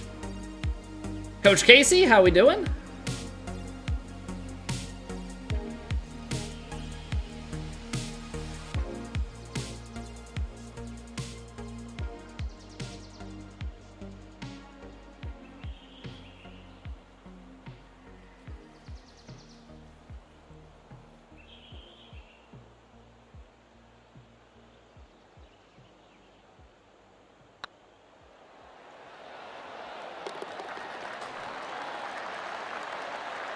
It felt like it was good for a long time on that, and then there was a split moment where I thought it may have just turned too low at the end.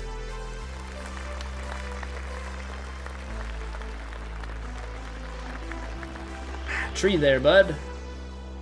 Tree there, bud. But maybe we can play a big...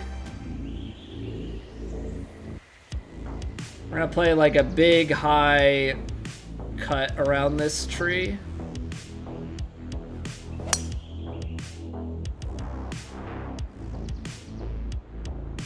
And that should have plenty of room, especially with it sitting a little bit softer from it being such a high lofted shot. Ooh. Tricky, tricky, tricky. Because if you hit the pitching wedge pitch, we're going to lose a few yards. We're not going to really get the yardage gain because the wind is turning now, but you would release up. Obviously, it's a spin control shot. We don't want to spin this back down. But now that the wind is turning, if I fully front this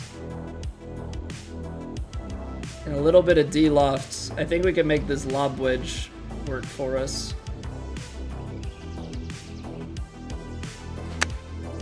Oh, I slowed it.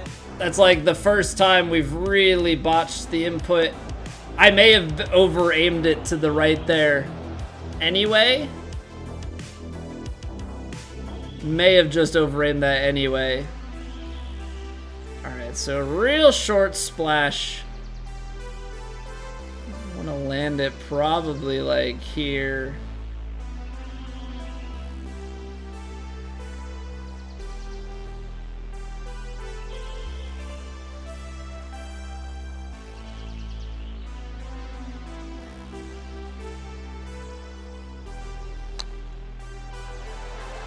Okay. Maybe did under aim that still just a little bit. All right, that's tough. That's tough. I should have maybe aimed with a little bit more caution, but we missed our input there, so it is what it is. If you... Okay, yeah. If you lay this back, you definitely still have an approach angle. But if we go for this, I feel like we have a good chance of bounding our way into the rough. I may have put myself into the rough further away, though.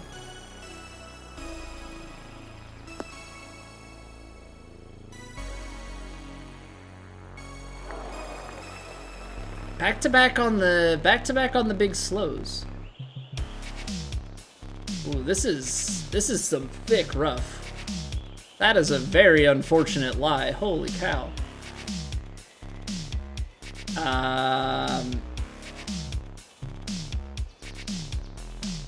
60%. I mean, what the heck do we have to hit here? I think this is like a 6-iron and hope that it cuts the wind enough. This is a scramble for par hole.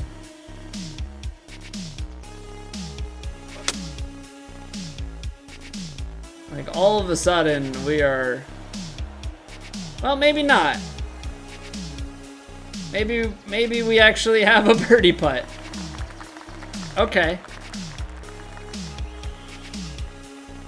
That's unexpected.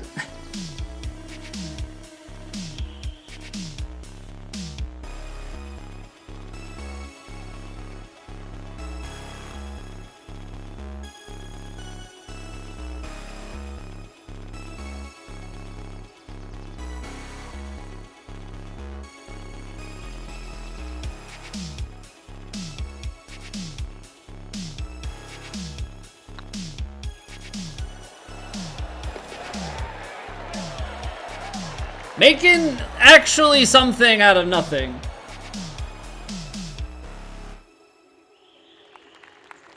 Making actually something out of nothing there.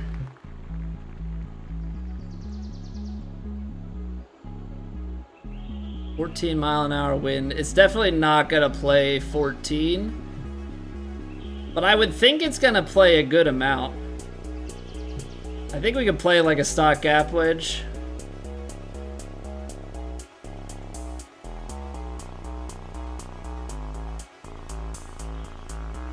Play just a little bit out to the right for safekeeping.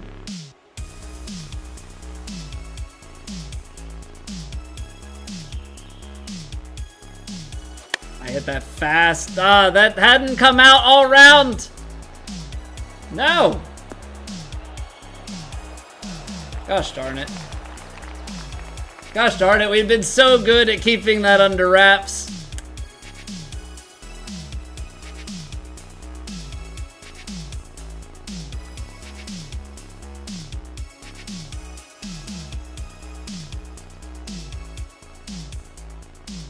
Now the question becomes, how much do we gotta give? Try something like that. Seems like the ball is below our feet.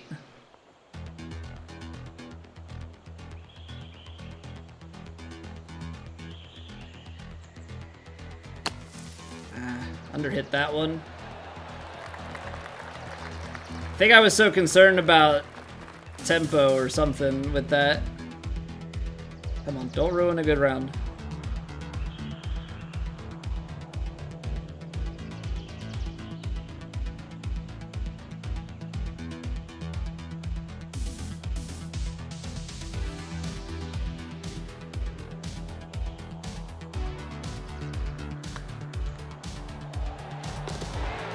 Don't ruin a good round. We had definitely an opportunity there. I feel like I feel like if we execute that shot, we had it dialed up right. I do trust that. Okay, one more big drive here.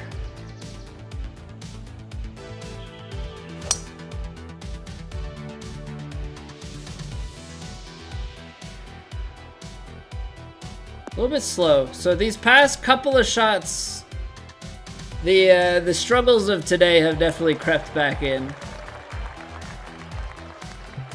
See what we can do. We are quite a ways away. There's definitely a good chance that we end up off the green to the left, but I am hopeful. 225. Say 223, and then we'll probably get a good amount of wind at the back here into the like lower 230s, but that's barely on the green.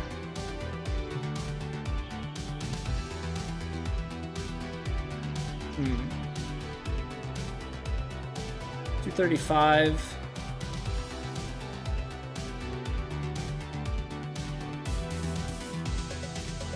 $233.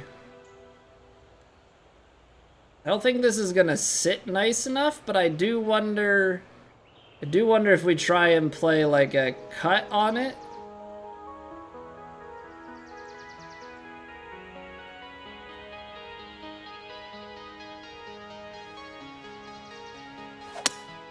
I slowed it. It's gonna turn back over.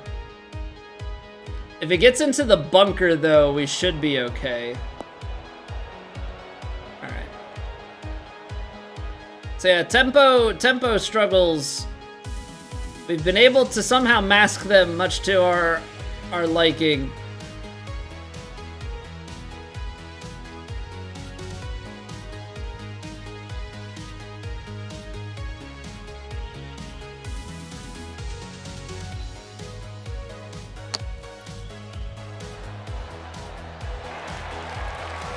That downhill lie. Whew.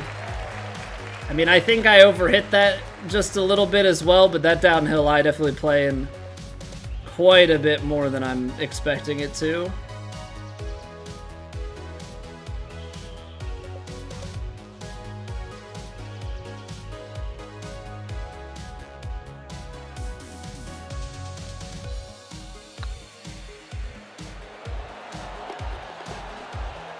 Still able to grab the birdie, and that's 12 under. So 6 under, 12 under to start the tournament. That's quite a flip of the script. So through 2, we now move ourselves up into probably right around the top 25. Now we press on for rounds 3 and 4. Just whacked my pop filter. All right, that's big. That's big, and I truly believe that we could have pulled out like a 13 there. I do think that 17th hole was like one that we really botched, but I guess you could say that we still won on 16. So we were able to correct the tempo for a good while. At the end, it started to revert to what we had in warm-ups, but yeah, all of a sudden we're sniffing top 20, outside the top 20s, and if we could put together more rounds like this and only have the one bad round, then ultimately we could still finish in a pretty decent spot, I would say. So I'm gonna give myself a little bit of a pat on the back for that.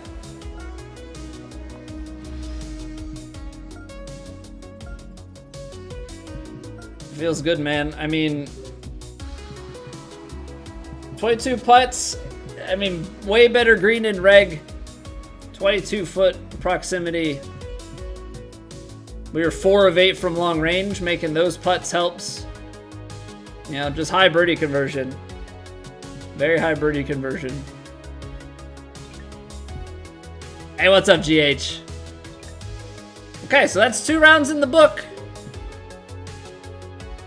Doesn't matter how you get there. 6 and 12, 12 and 6. You could be 8 and 10, 9 and 9. We went the unconventional route. But that 12 under in the very highs, and being up there in those top scores of the round, it goes to remind us how good our highs are. We can compete with the best of them at our best, which is good, because you don't want it to be that you just can't ever, compete with them. TFR, 40 streams in a row. Can we get some claps for TFR? That's some dedication, man. That's the longest watch streak that I am aware of. You're holding the record as it stands. That's big stuff. That's big stuff. I mean, obviously, there could be somebody who just doesn't say anything that has a long one, but 40 is the longest that I know of. Oh, man. All right, so, I mean, we got 2 rounds left, Wednesday and Thursday, as per usual. Yeah. I mean, that's good stuff. I'm trying to work on... Now, this is the interesting part. So I want to have like a 25-ish minute 4-round video. I don't think I'm going to get anywhere close to that number, and that's... I need to figure that out, because maybe I have to just take some of the best shots and putts. Because right now I'm already struggling to get it down to like 10 minutes for round 1, and I only scored 6 times, so I might not have to highlight every birdie and every bogey. I think I might have to like cut down to every birdie and bogey and then do another pass and like pull out some of the holes that aren't that interesting. And I don't know if that's like you leave in the ones that are like a dart to like a couple feet, and then the ones that are like 7 to 9 feet, maybe you leave those out. Course is brutal, GH. Yeah, course is absolutely brutal. Who was that? TG with the sub. Get in there. YouTube subscription. We're keeping the streak alive, ladies and gentlemen. I would just like it to be known that every stream we have done on YouTube thus far has had at least one live subscriber. That's awesome. That's awesome. So TG, thank you very much for the YouTube sub. And yeah, if you guys are enjoying the YouTube stream, please consider dropping a like on the video, as that goes a long way for YouTube letting people know that you enjoy it. And yeah, if you're like TG and you're new and enjoying it, consider dropping a sub. All right. So, with that being all said, that is going to do it for golf for today. The stream is not done. The golf portion is. We're gonna switch on over into some Hades 2 now. So if you guys are only here for the golf, I get it. I understand. We'll be back tomorrow, 7:30 Eastern. And as far as YouTube goes, that's the same, and we'll try and get a full tournament synopsis video, hopefully Friday. Not fully committed to that. Definitely sometime Friday to Sunday. Depends on how long it takes me to get through things. But yeah, so we're gonna switch over to some Hades 2. We played for the first time last night. Had a lot of fun with it. We're gonna hop back in, see if we can make some more progress, see what things we can discover. Yeah, I appreciate y'all being here. Sweating it out in TGC in the springtime on the second year. I'm very much so looking forward to year 2 with this, or not year 2, to the new game whenever that comes. Also, big sports news: Phillies continue their winning ways. Take down the Blue Jays 10-1. Get smoked. Get absolutely smoked, Blue Jays. Sorry, Scotty. Alright, let's switch on over to some Hades now, why don't we? Yeah,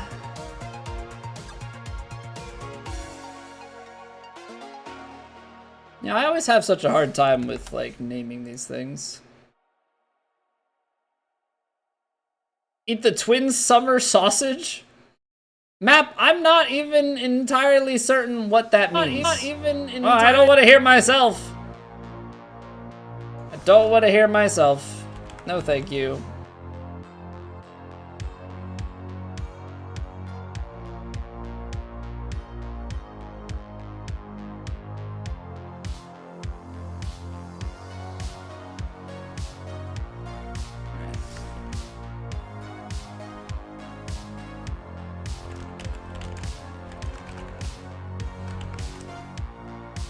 Switch over here. The Twins kept a sausage outside for their 12-game winning streak. That sounds not great. No, I would not eat the Twins summer sausage. I would politely decline any meaning of eating a twin summer sausage. There are multiple ways that can be construed, and no matter the context, I don't think I could come up with a way that I would willingly eat that.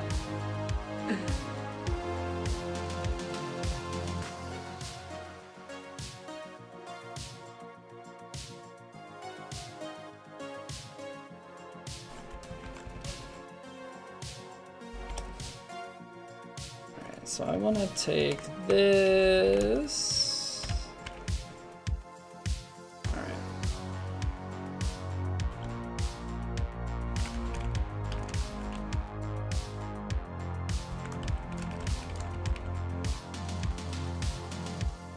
Cool beans.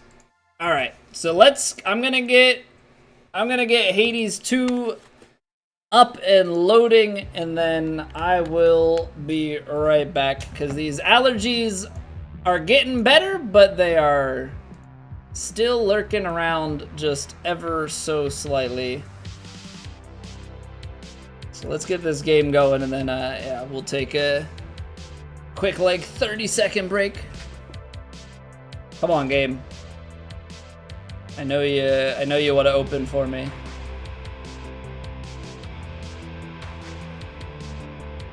Also, if you have not played any of the Hades games, 1 or 2, I think Hades 1 with Hades 2 coming, being out now, I think Hades 1 is on sale for the lowest price they've ever had it.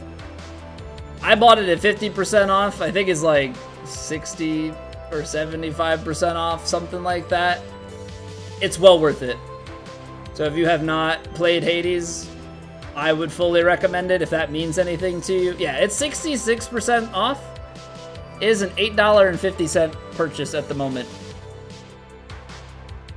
It's worth it, trust me. All right, I'll be right back.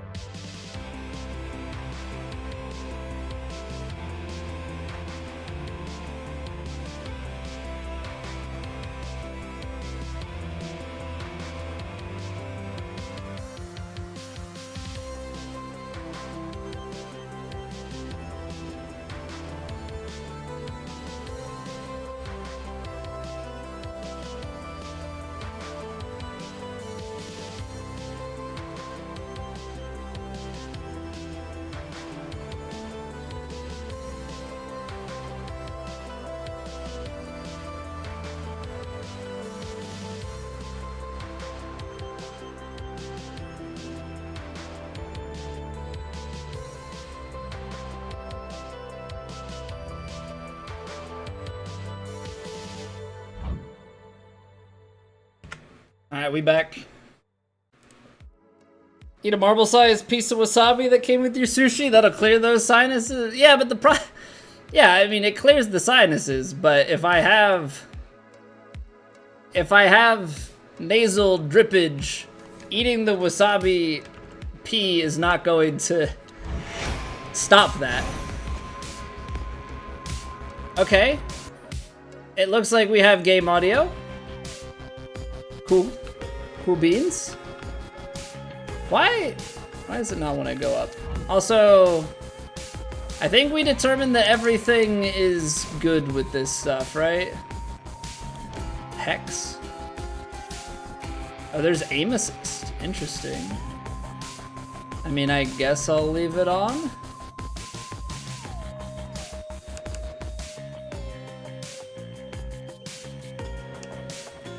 God mode instantly makes you tougher, more so whenever you fail. Sorry, I want to focus on this. Oh, okay. I wonder if did they have God mode in the first game? Did they have God mode in the first game? I guess if they did, I didn't notice. Okay, so we made the promise yesterday. We're gonna try going up this time. Ugh, these blasted wards. She's messing with that thing. I'm not gonna go up. Never mind.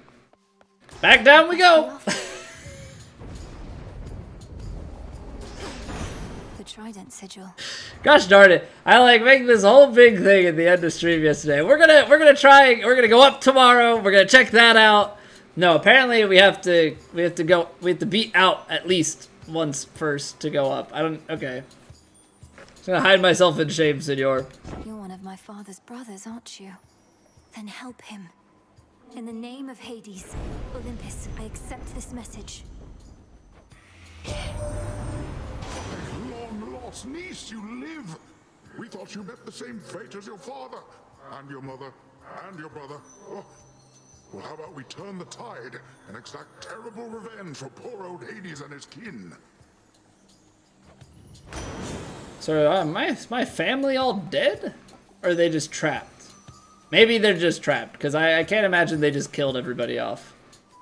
Alright, specials hit foe with the splash that knocks other foes away. You strike foes with your weapon. A spirit bubble may appear. Restores 20 magic. Omega cast immediately detonates, dealing damage and knocking foes away. So you have to hold it, but then they We'll try the special, because then we can. This kind of buys you some time, you know. You can deal more damage and then knock them away with it. I don't know if that's going to be good or not. Of the near endless pathways and suffocating Erebus lead to dead ends, and very scarce are those who can navigate them. Took only my entire life to figure out. Okay, so we've got. That's what magic restore looks like, and then we got ashes. All right. I suppose you can just be a spam caster. Ooh. So that's fairly cheap. But you can do decent damage with that, and it has a little bit of knockback. I think things that decrease the length of time, if that's even a thing, that it takes to charge is gonna be good. Rain kill.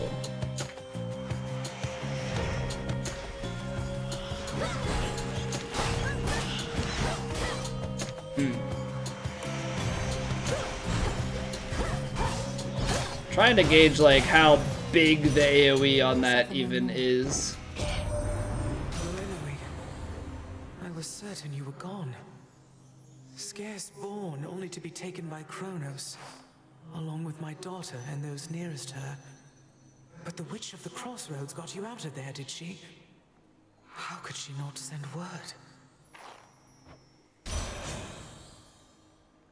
Okay, so we've had the freeze attack before.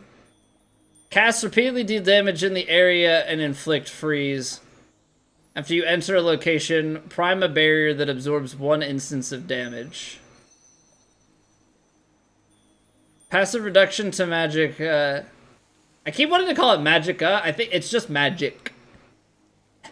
We did not go the magicka route with this game. Okay, so that uses... So prime uses your magic... But then I get 1 free hit.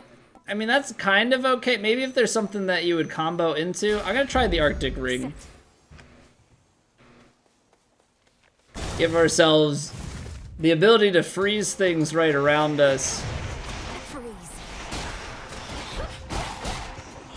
Oh no, it kind of gives just a little bit of protection. Also, I did get magic back. Is that Artemis? I see the green.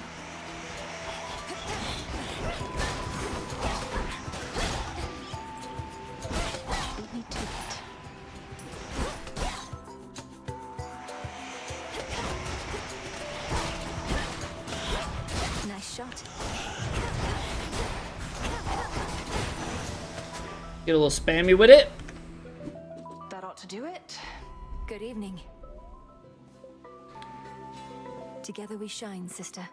It's been too long, sister. Alright, so Artemis is in this game as well. Great hunt. Not ideal circumstances, but you've finally begun. Know that the family has your back, surprised as they are about this. No shortage lately of surprises on Olympus or below.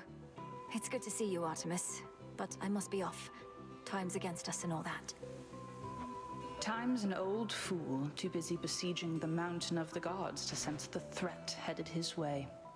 Go get him. For you.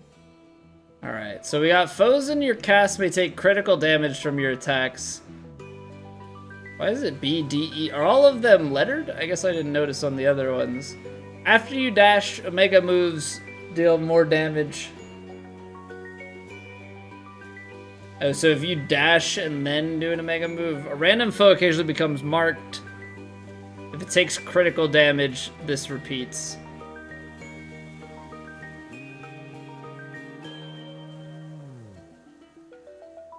So every 18 seconds, a random...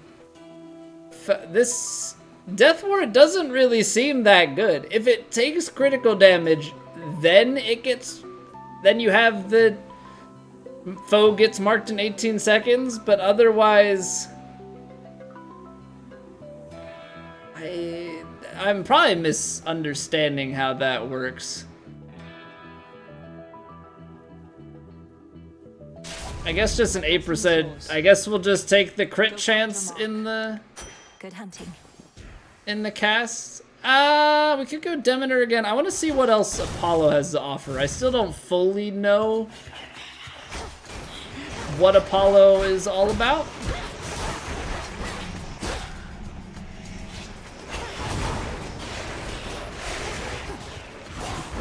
Oh, come on.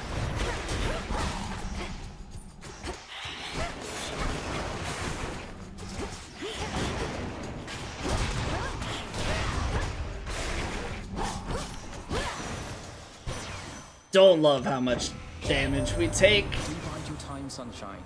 The Titan thinks he has us pinned, but we have the situation here under control. Just locked in a bit of a stalemate is all. 30 HP is not a lot, and I feel like some of this early stuff does more damage. Maybe I'm just getting hit more than we were early on in Hades 1. Attacks deal more damage in a larger area after you take damage. Foe takes damage and inflict dazed on all foes. Casts expand in size until they expire. So we're kind of going in on casts, which maybe is a little bit much. I really do not have the coin to go to the shop, so I guess we're going to take on a mini-boss and Poseidon. This one again.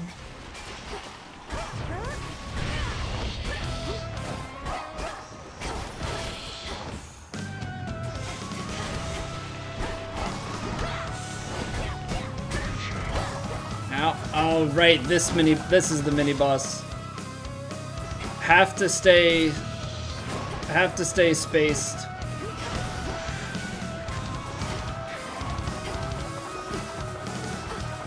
If I get too close, I'm gonna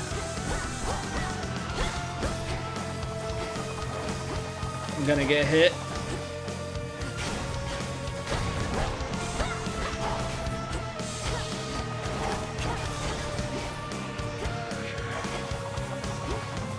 All right, we can sprint, but I can't afford to get hit the way that I did. Okay, so sprint will do it.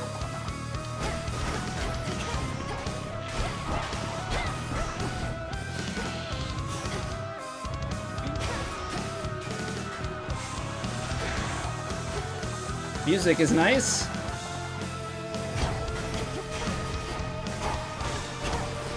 Don't love that we can't really get a backstab. Yeah, sprint makes this so much better.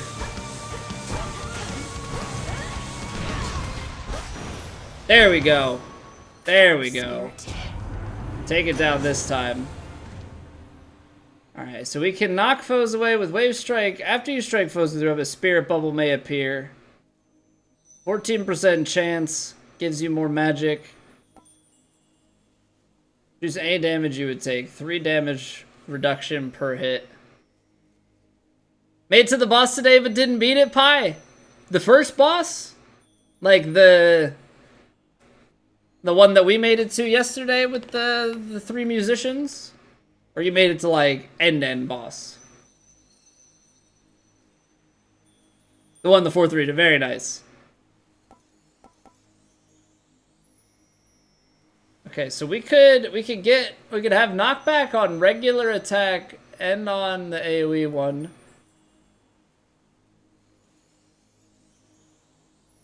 Restoration of magic. The damage reduction. I think that's the end. I mean, going historically speaking, I would assume so, that it follows a similar, like, 4-realm structure. But yeah, it could be different. Especially considering there seems to be, you know, that up option that's locked off, so... You know, could it be 4 and 4? Could it be 4 and more? Could it be 3 and more? Who knows?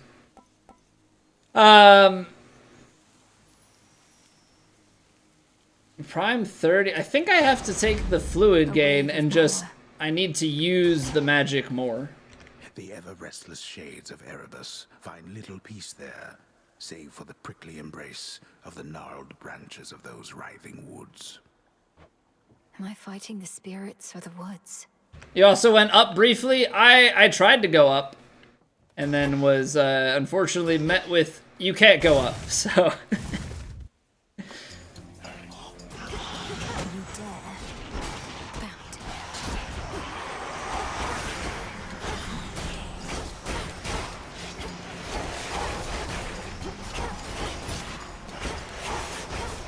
I do think we should make use of the AoE. That's good. That's good. And then we get the magic back. Get some upgrade materials. Ash or bones? Ash or bones? I think early on still here. Yes to Ash. Oh, whoa. Apparently I ran into something and that hurt.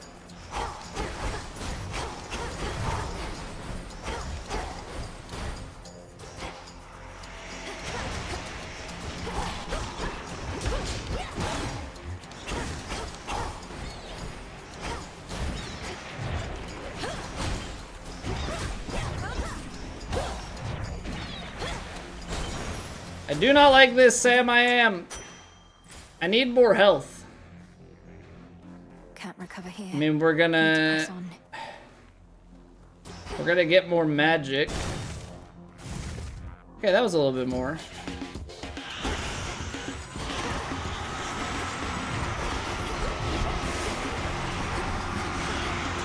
I'm stuck.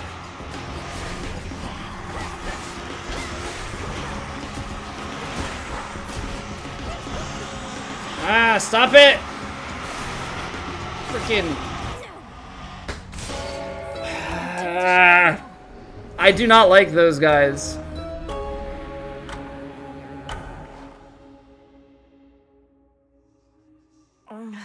They're quick. Reynos, you there? They're quick. You know what they say, Reynos. Alright, that's gonna be tough. I gotta get better at those guys, because I feel like I have several times now gotten just very wrecked by how much I can save on car insurance. Is that it? Not cut out for this, Mel? Me with the haunting, you with the... What are you trying to do again? Find the Titan of Time. Punish him for his crimes against my family. Restore the rightful ruler of the underworld. Hey, you're cut out for haunting, Dora. Oh, thanks. Just like I'm sure you're cut out for all that other stuff. Yeah, I think the odd part to me, or maybe the thing, maybe not odd, but the thing that I'm trying to come to terms with. I've had these in my head for long enough. I don't have silver.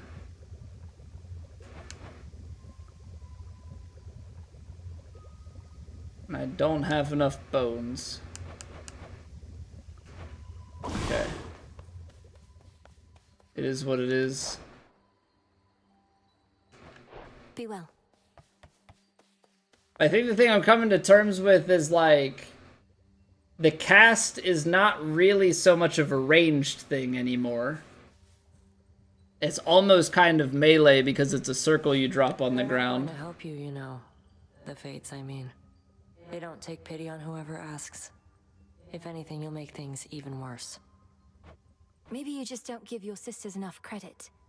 If they once aided my brother, then there has to be a chance they'll aid us. They have a stake in this too. What, you mean their family? They couldn't care less. Too busy messing with everybody's lives, making it look like an accident. You mustn't speak of them that way.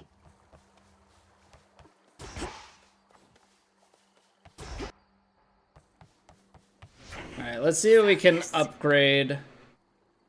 Okay, so we have enough Psyche, so let's upgrade that. Now we've got 12. Omega moves have a chance to hit crit. Passive restoration is not bad.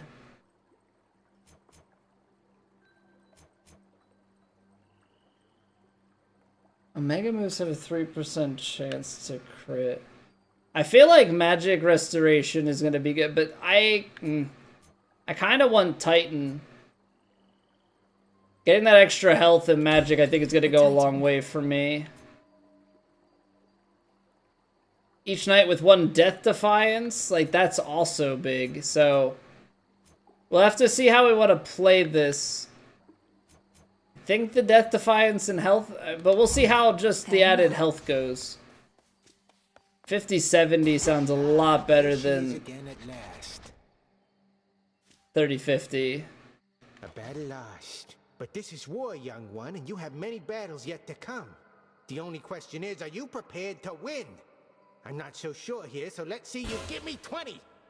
Right. I tried to drop and give him 20 yesterday. But whatever I had set up, I killed him before. All right, that's enough. Unless you want to keep going. I didn't know if there was an achievement or something from that. Are watched over by fearless seafarer Skelemius, famed in death as he was famed in life. He must be like Skelly's brother, right? Nope. Oh, never mind, he's not. He's very quick to answer that. Wait, do you only get one of these? Do you only get one of these at a time? Or was it just that I built it but didn't equip it? There's something new here. There's no way that this is like only one at a time.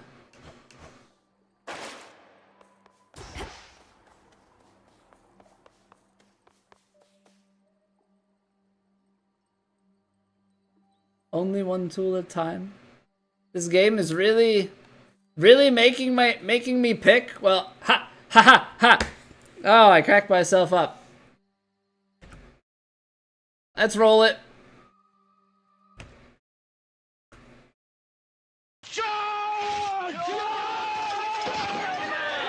Sans and company, welcome on in. Hope you're all doing well. Sans, thank you very much for the raid.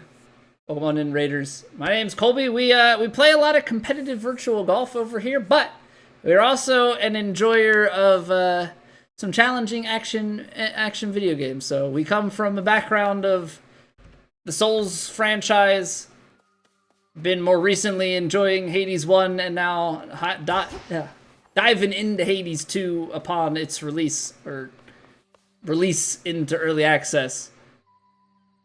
So we are struggling. We have not made it past the first boss yet. In fact, we're actually been dying a bit sooner.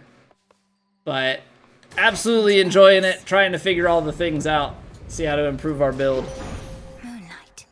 Moonlight, that's new. Yeah, welcome on in, everybody. She's deviated from her path. Great Titaness, the Eye of Night. I draw you down. Lend me your might. An upgrade that lets me bring more than one? That's impossible.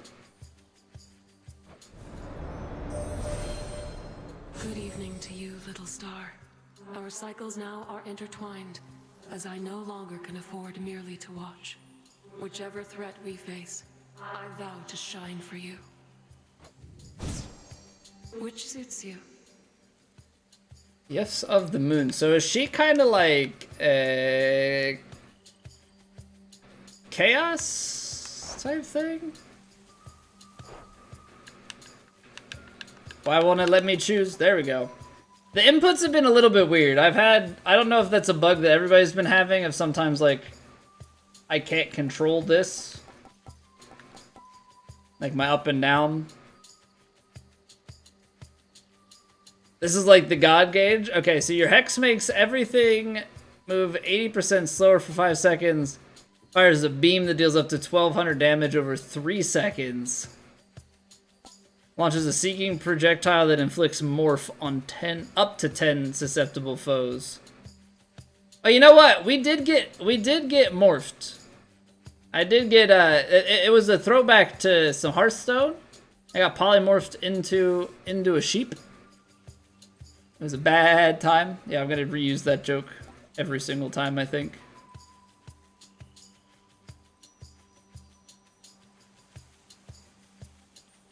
After using enough magic while foes are near, then you can use Hex. Okay. Okay. So it makes you use the magic. I'm gonna go with the beam though. I'm gonna go with the beam, I think. Together we shine.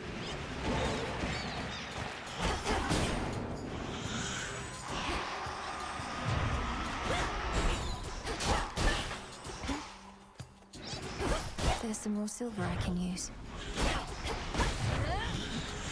Why didn't that... And that takes just a hair longer on the input. Where's the silver? I heard it say... Oh, that's very obvious. Silver. We can get multiple... okay, we can get multiple silver out of one vein.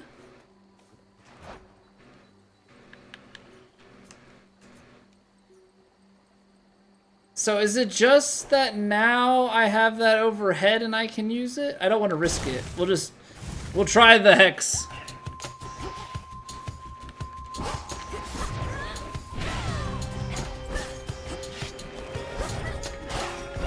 I think when I have multiple enemies, that's when I'm gonna want to do that.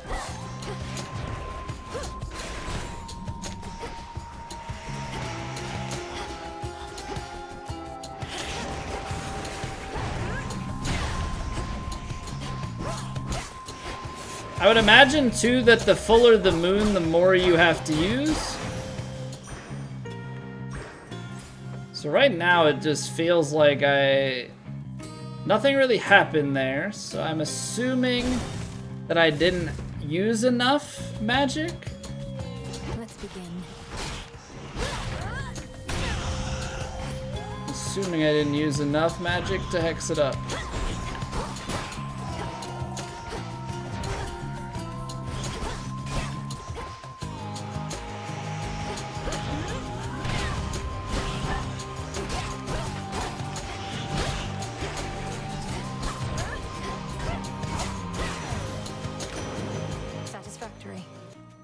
But it was over my head the one time. Maybe it just shows in that bottom left-hand corner. Maybe that just fills. Best hope for stopping Kronos was the second born of Hades and his queen, I said. Wait, ooh, so then they had a girl. The Titan must have struck your father's house right after you were born.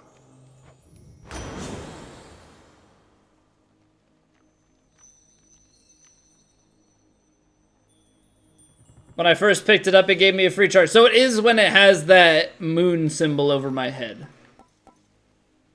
Your attacks hit foes with splash. Omega cast immediately detonates. Sprint deals damage on impact.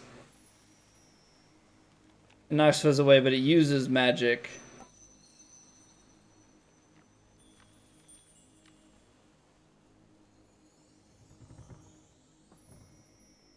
Immediately detonates. See, that might not be bad. I mean, I guess the only problem is the cast part of it. Do we want magic or do we want health? I feel like even though we have magic on this build, I think I still want health.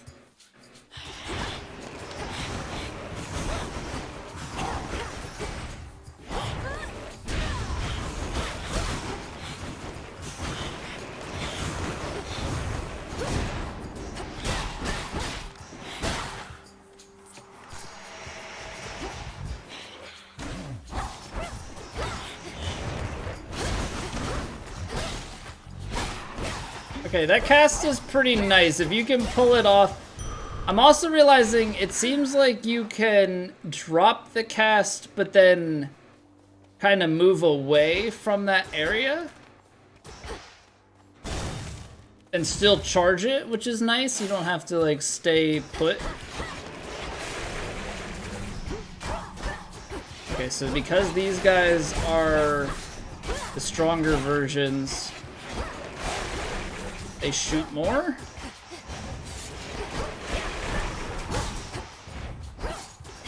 That makes sense to me.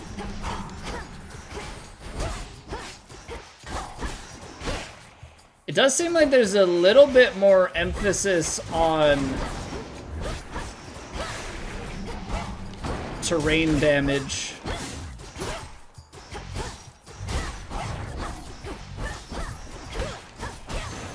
Doesn't really seem like I can wall slam as much though.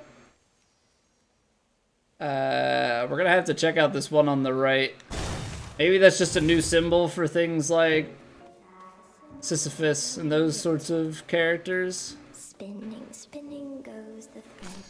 Or it's a spider. Left, warp. Oh, Or it's a spider. Everybody's favorite. what are you doing here? Besides tramping all over my webs, that is.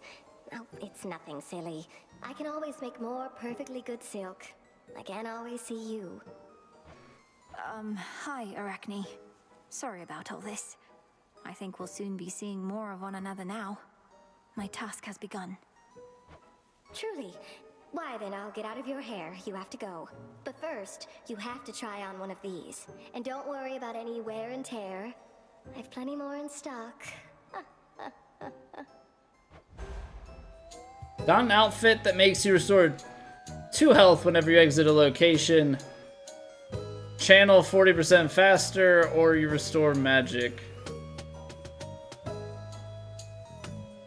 Bonus that lasts till your armor is depleted from taking damage. So this is like 50 temporary health.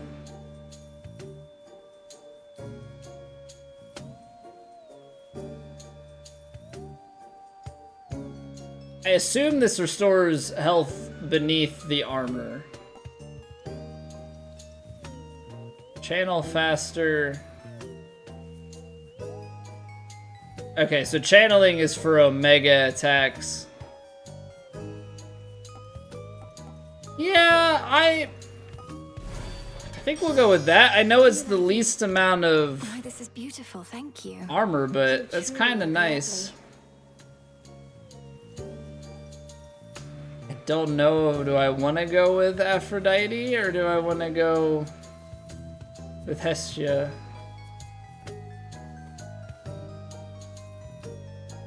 Because what do we have for that?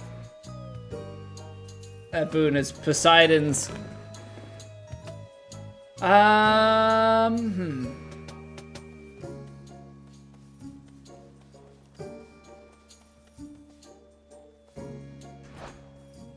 Do we have? I guess we don't. One is hot, the other is hot.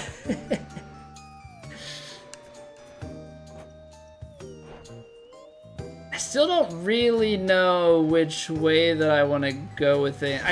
I know this has a mini boss fight. So I'm gonna skip it because we don't really have a lot of boons, but I do think that she might be the better option. I don't know, I've never really been a big fan of Aphrodite boon-wise.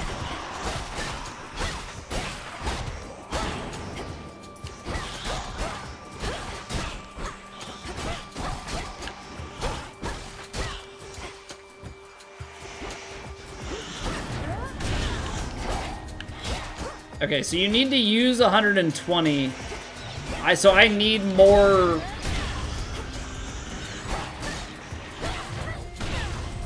boon boosting things. Last one. I need more boon boosting things because, or magic, not boon boosting, magic boosting, because right now we only have 70, so I can't proc the Hex So good at letting go. until we can get 50 more magic on this build. All that we've built together threatens to come crashing down, all because of a little bad blood. But that also means we could get magic regeneration stuff, so. Attack, deal more damage to nearby foes. Now that is good. Healthy rebound is not terrible. An explosive projectile that revolves around you. That Heartbreaker is probably good overall on this sort of a build. You know, if you had more magic. Obviously we're trying to utilize magic, but I know it says about bones for the one thing. Ashes are also good. I'm gonna take bones this time, but we should go back for ashes.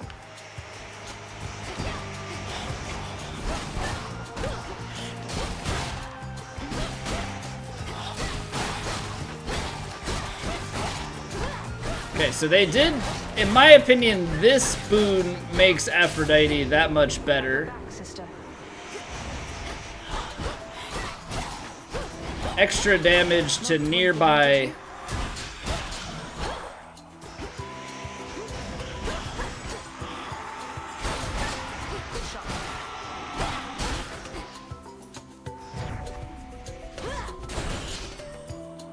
$3,000 damage.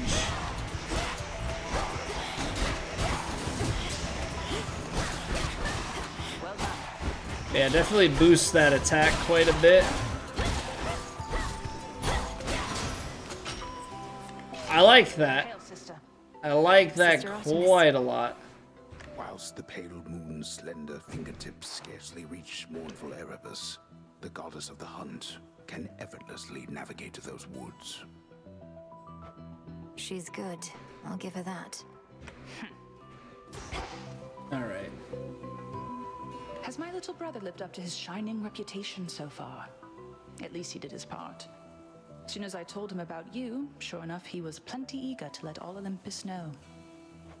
Apollo was very kind, though easy for me to say. I'm not his twin.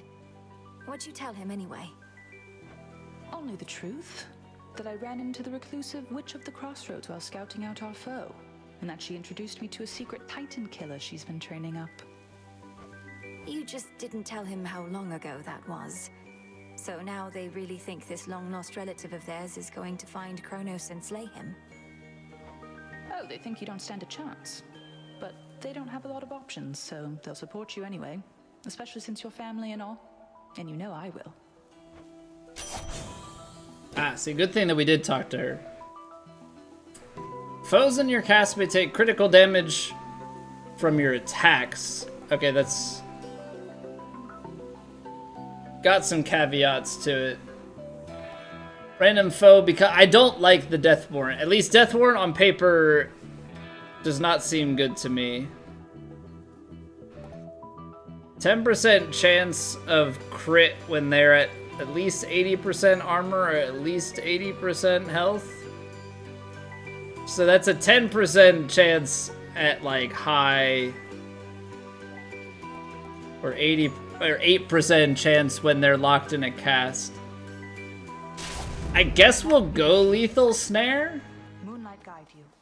And I think we're gonna have to take magic up here. I mean,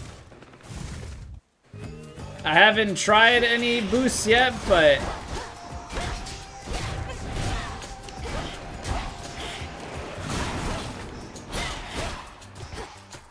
yeah, I gotta be using these terrain kills.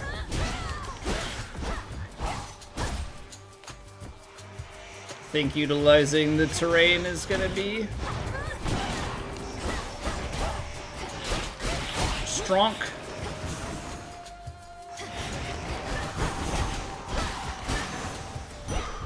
Okay, this is going definitely better so far. I don't have the ability to fish because I'm out here mining.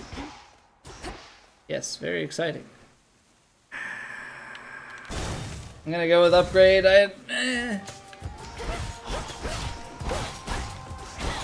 I want to future-proof just a little bit.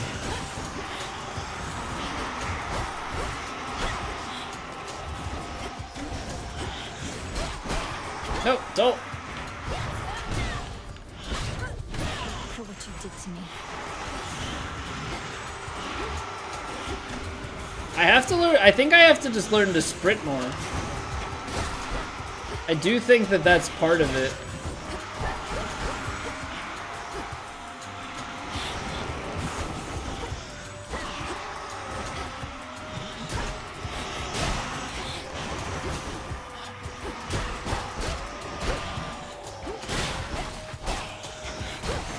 I think that's part of it. I think sprinting to gain separation is just a concept that I have to familiarize myself with. I'm so used to just only having dash.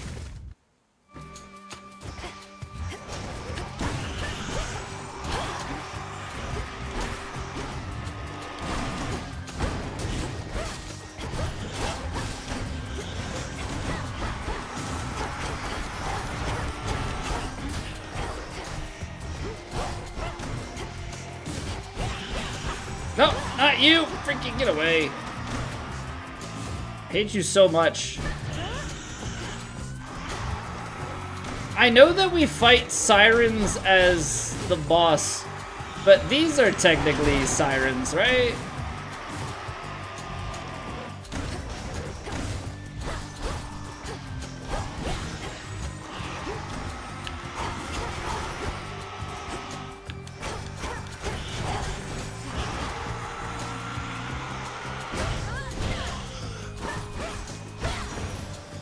I'm wasting this shield. 269, nice. But I think we have to take the hammer. We'll save up on the shop. I know we're like in that early part where like we might not see shops again because we're bad. After you slay a foe, gonna make attack restore health. More range and deals 50% damage to distant foes. Or your Omega Special gains a power shot that deals 20% damage and restores 5? Okay, so what? It would be like a half cost. Because you're using 10 and then getting 5 back. Or no. Does he use 10? I think he uses 15. So it costs 10. It's only 20% damage boost. I think we'll extend our wallet. Okay, so I guess technically we've made it to the second boss, right? She's the first, so we made it to boss 2. Olympus has emboldened you and made you strong. Yet 'tis a fleeting strength. One false step and I could wipe it all away. I'll take a fleeting strength over no strength at all. We take every advantage that avails itself. Just so. Then come and show me how you would make use of such advantages. Cross flames burn. I thought I dodged.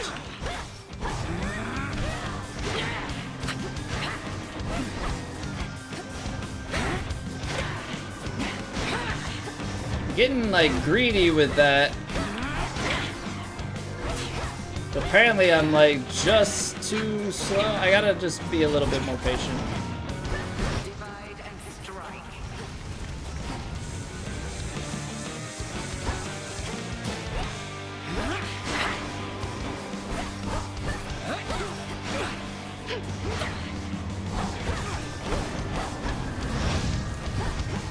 I don't like how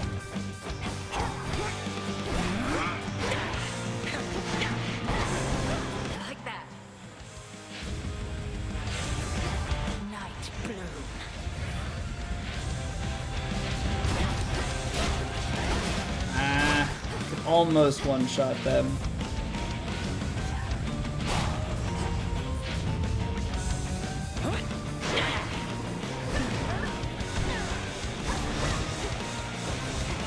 Just show a little bit more patience, probably. That's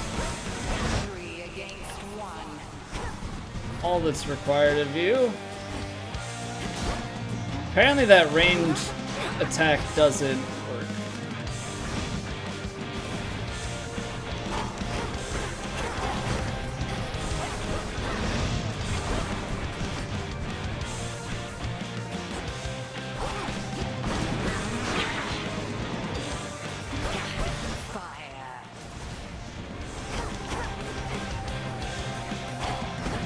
know we're gonna get to a point where all three of them start sending out.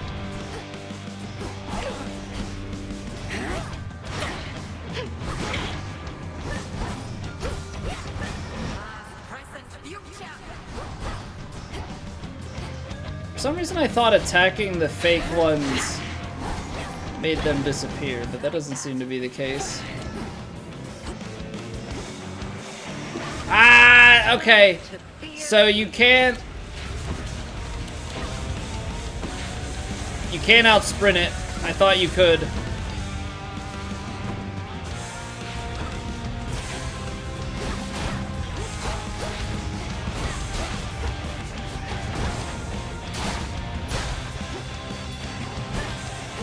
Dang.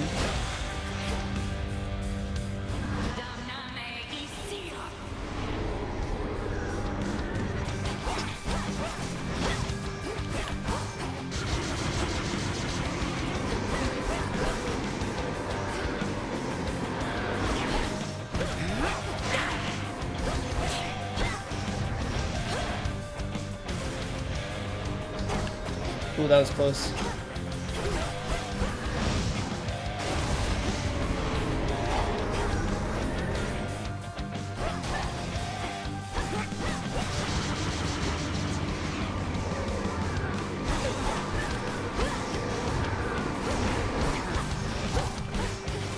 Don't get hit.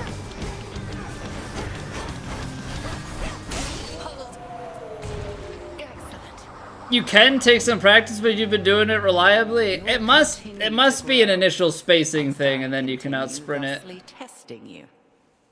But that snuck up on me. Like even in sprint, that came up on me very quickly. I prevailed.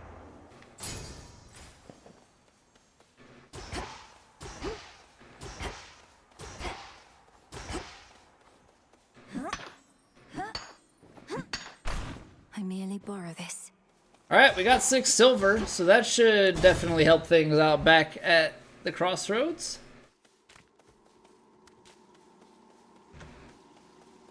Is that? A word, if you please. Hello? Pray, who might you be, my girl?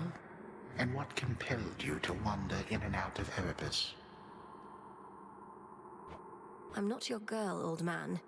My name and business are not your concern. So it seems. You appear to be quite pressed for time. Forgive this old man his transgressions. Couldn't have been. Alright. Proceed!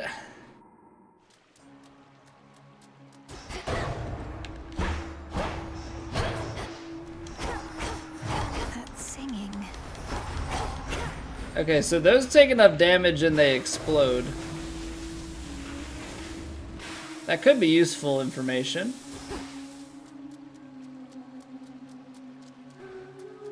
The underworld plunges deeper. I assume the singing is just you hear the sirens from a distance as you where the edge of one and the other meet. As you make it through here. Next to another. All right.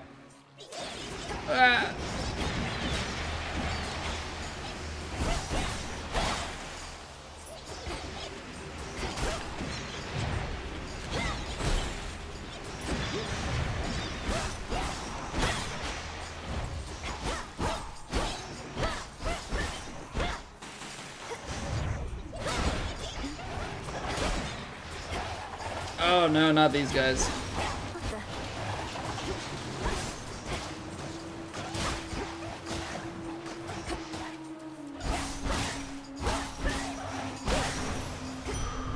So we had a thing to like chain react those the last time we were here. That is definitely not the case. Whoa, we got options. I don't want money.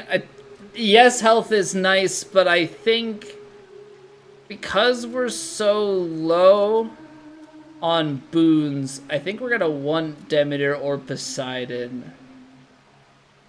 I'm not really certain which one you want to go with though. Because we have special, dash, we've got our cast, or no, we don't have cast, we got We have Hex. I guess there's a boost to Omega stuff. Is that what that last slot is? Because it's magic.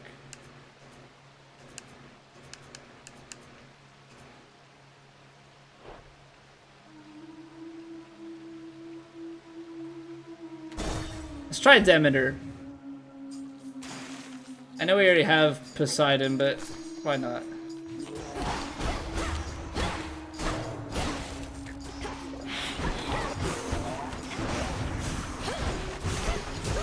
Ah, that didn't deflect them, probably because they're the stronger enemy type.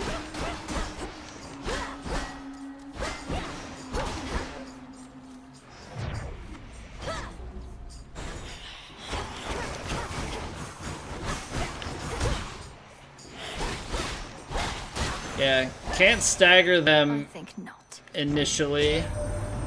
Bright Apollo gathered us and announced that his twin sister, whilst out hunting for our enemies, stumbled upon a long-lost relative with the Witch of the Crossroads. Why, I was overjoyed and furious at once. Okay, specials can inflict freeze, but Omega attack deals more damage. Uses 10 more. So it doubles the damage for a 50% increase in costs. Sprint forms a cyclone. So does the sprint, though, if you just dash, does that cause the cyclone where you stop?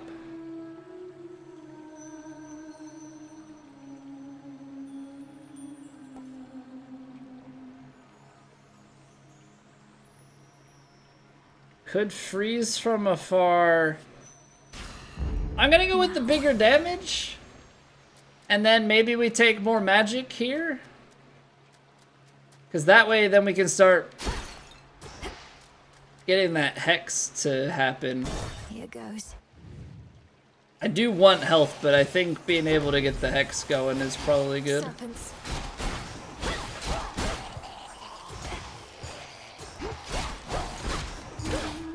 And we're not gonna have our deflection ability this time around.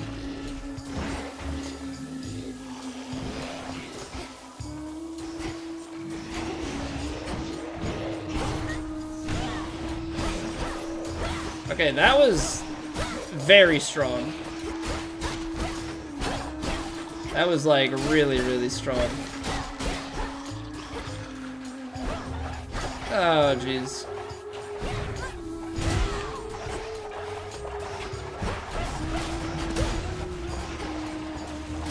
Cooked fish.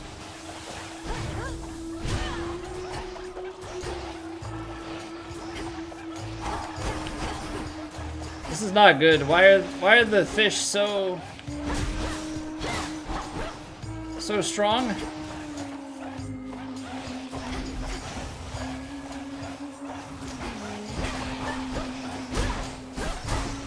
Oh no, he dashed into me.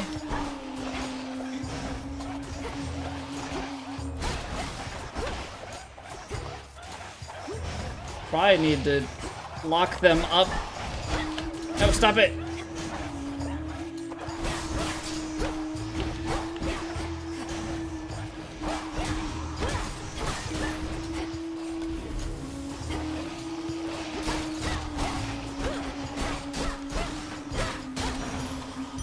Oh man, that's a little bit chaotic, but now we're gonna be able to bring up enough so you can unseal them, but unsealing them means we have to fight more things. So I'm just gonna take them out. Right now I'm not gonna risk it.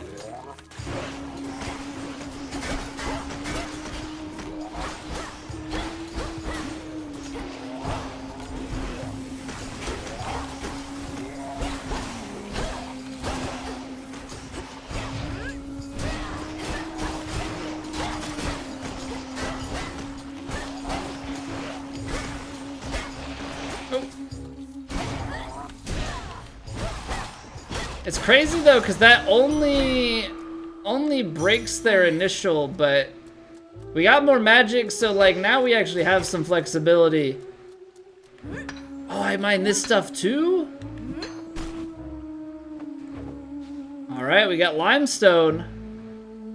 Mostly used with incantations involving foundation and steadiness. Okay. Poseidon or Demeter?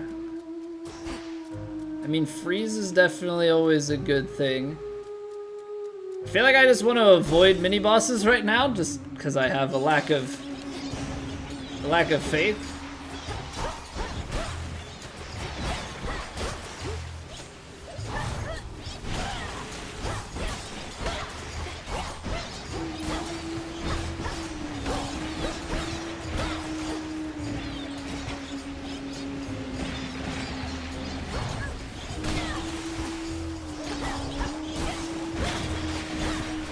Trying to be safe and smart.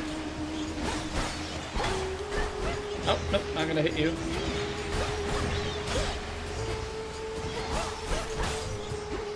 This is like just slowly space yourself around and pick things off as you can. Okay, it was clean. Alright. Special can inflict freeze.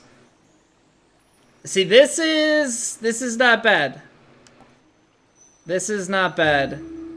Nor is priming, but being able to regen magic. Yeah, 1 instance of damage. I think we're gonna take this. And then I think we take the ash. I think we take the ash.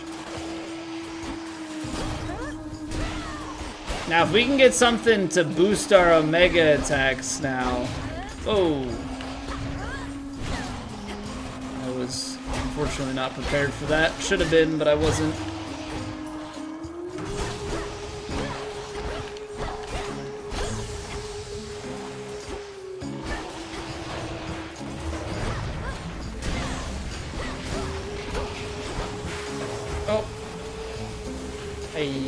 Taking way too much damage in this place.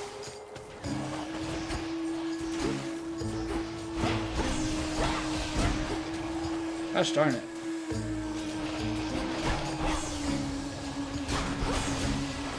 Does that hurt the enemy? I think it does.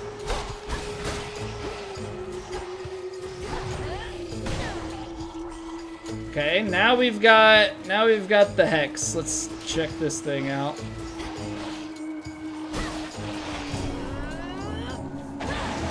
Okay, that takes a while to fire off, though. Don't like where our health is at.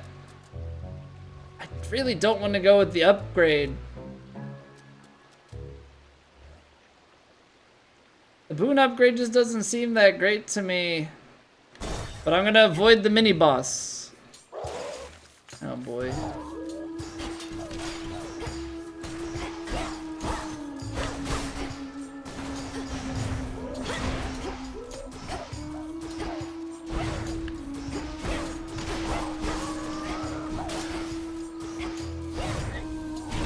I missed it.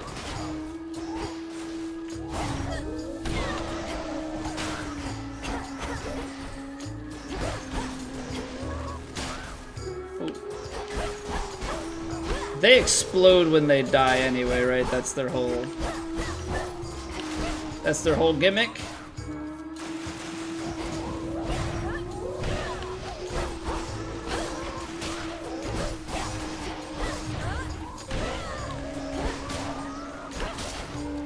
Oh, whoa.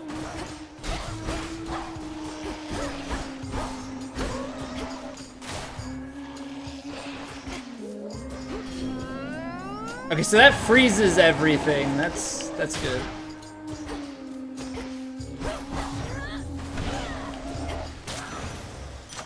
A palm of power.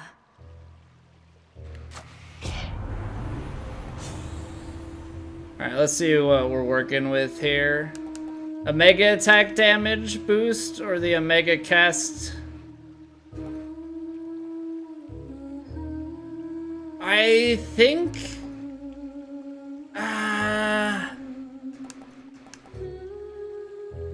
25% damage extra. I mean, this is 25%. I feel like we hit this just a little bit more, so it'll add up over time. I could go magic, but I think we gotta go shop. We have so much money, and maybe we could buy a heal and, like, set ourselves up nicely. It's not a heal, but you know what? A shield is kinda close-ish.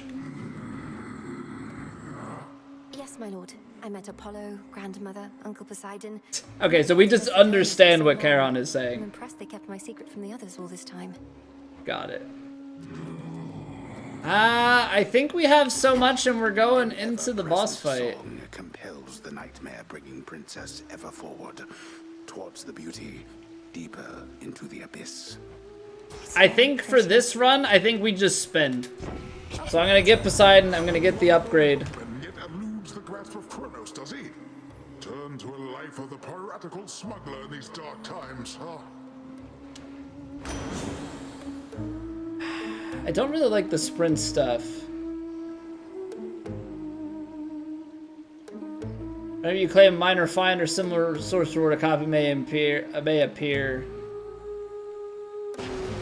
We'll take the damage reduction per hit. Tranquil gain. We get magic back faster. Or more magic back. Alright, so not terrible. I should have left the camera off because we're gonna have dialogue. Hello. I knew it. She's come back. Alright, let's see if we can take him down this time. Reversing our material, practicing non-stop because one day I'm gonna be a star. Me and the gals. What do your musical ambitions have to do with unprovoked acts of violence against me? She's just heckling us gals. Ignore her and take it from the top. 2, 3, 4. Alright. We are skilled. We got beat last time. Let's see if we can.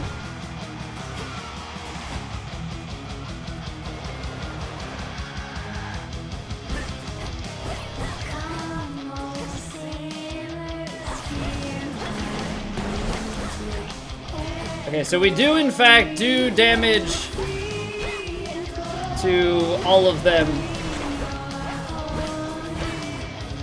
I was only doing it to her, but I think damaging the smaller ones.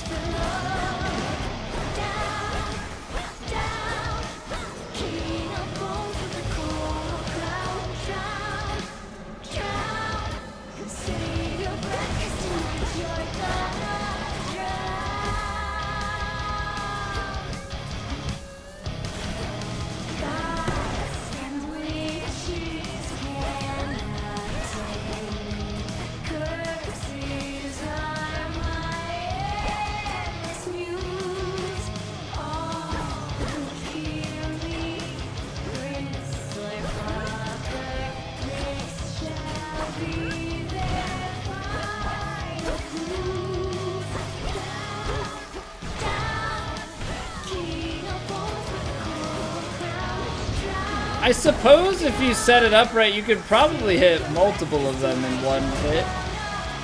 Yeah, I couldn't get back. Space too far.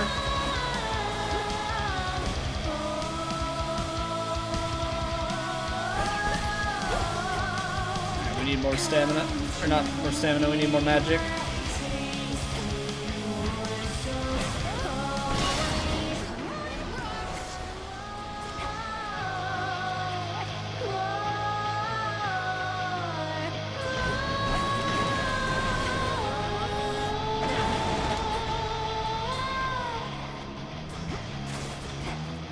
Okay, so she's offline for now.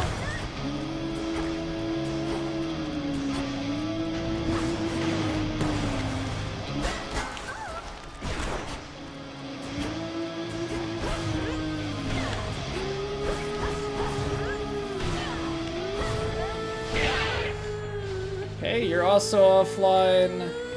Let's get some magic back.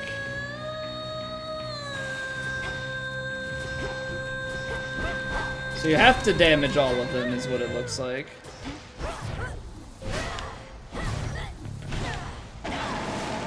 Oh no. Alright, I've been having a hard time getting that to stay, like, lined up enough.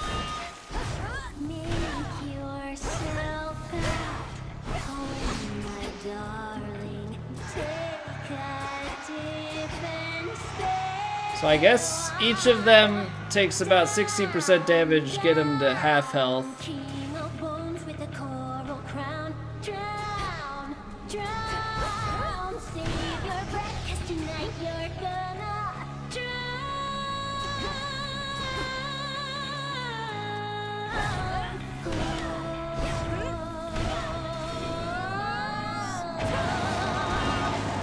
See, that's the part that I am struggling with, is the nuke.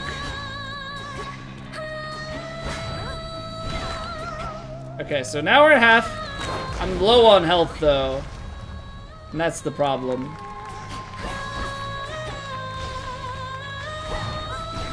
It's no use. No, no! Gosh darn it.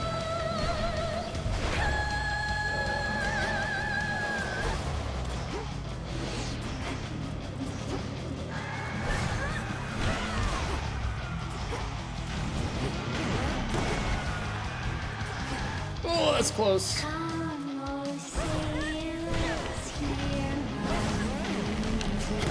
Interrupted. That was rude.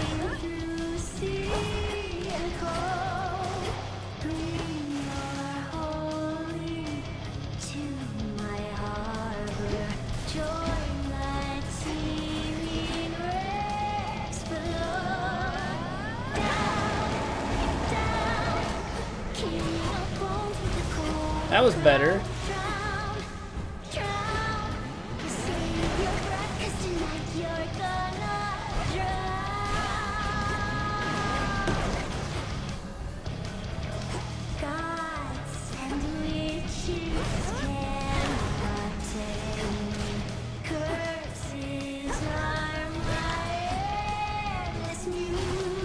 Unfortunately, we're just barely hanging on. No! Gosh darn it. Oh, I'm dead. Oh, we're not dead. That not going well for us. I didn't have, the dash didn't come back. You have to deal so much damage in that fight. I feel like I'm so weak. Has it been? I feel like I'm so weak in these fights. 3, 2, 1. It is the dead of night within a haunted, barely moonlit thicket at the underworld's edge. There, a young forsaken princess hunts her prey.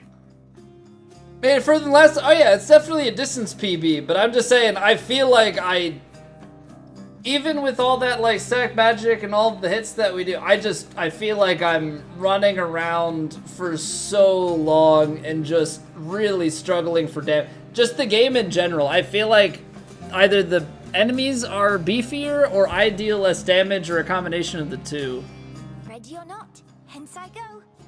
Almost feels like you're being thrown like a bit further into the game. Now, I'm sure we'll get there, but I bid you farewell for now, Lord Hypnos.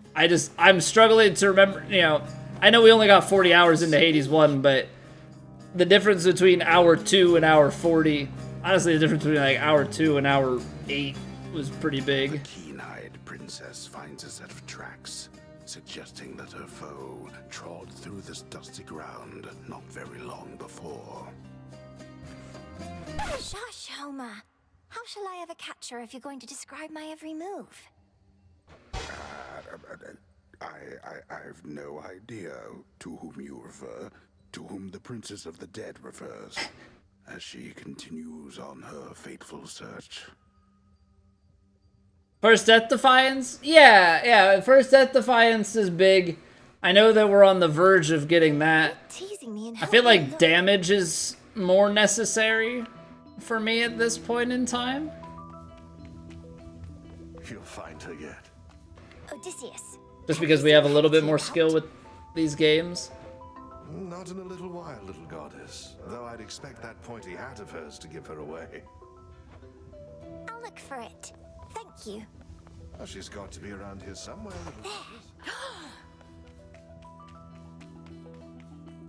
She said there, I don't see anything. I can disappear into a bush. We can play some hide and seek. Got you, Hecate. You're dead. Got me, you did, Millennium. But I dare say I can escape your clutches yet. Hey!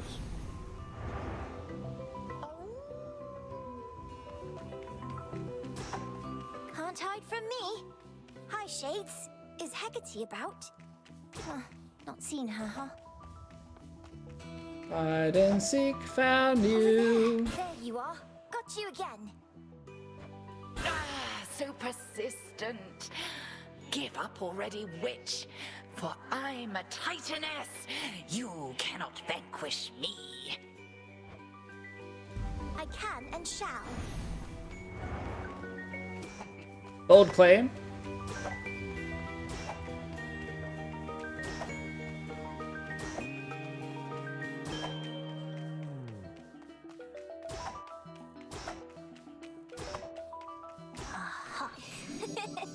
I got you.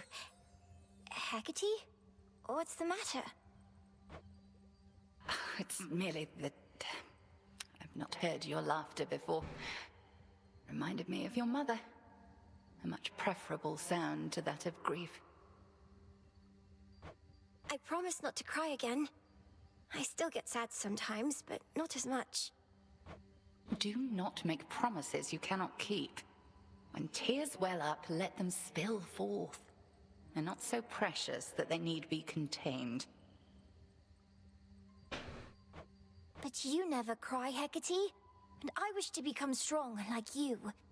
So that I might find Kronos and destroy him for what he's done.